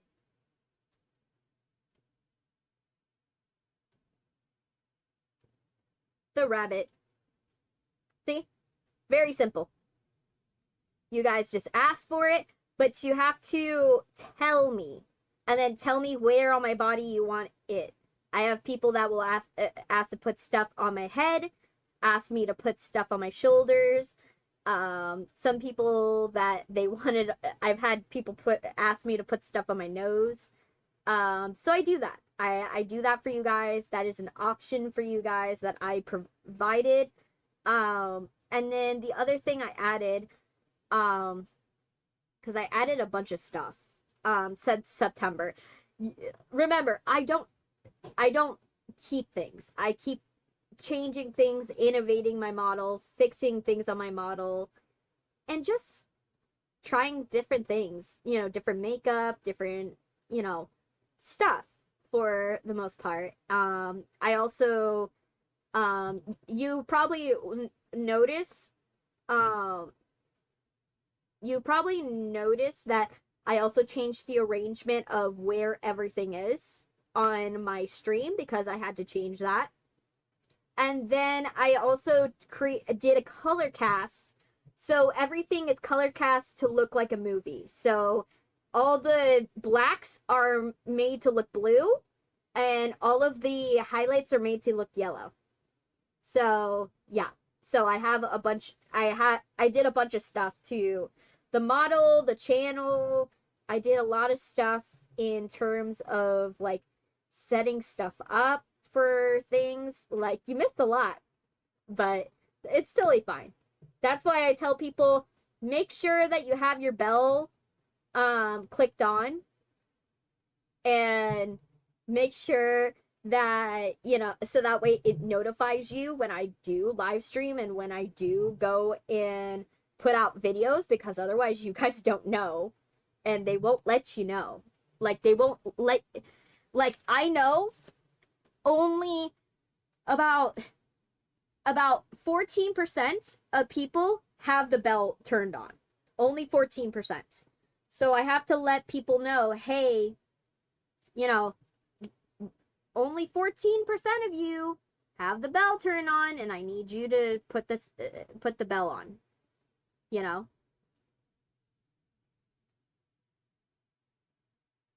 I got a 3DS, a 2DS XL.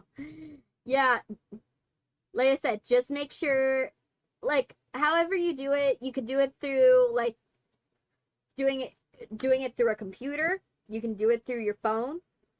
All you have to do is hit that little bell icon. The bell icon will help you. You have to make sure it says all. Because if it says personalized, guess what happens? It only will show you crime scene cleaner. Whenever I do crime scene cleaner, it will not show you when I go on do another game, or whenever I do any other type of stream, which I've been doing different types of streams. Oh, and you missed me singing. That was another thing you missed, Helpful Pog. You missed that I now do singing content. So yeah, you missed a lot.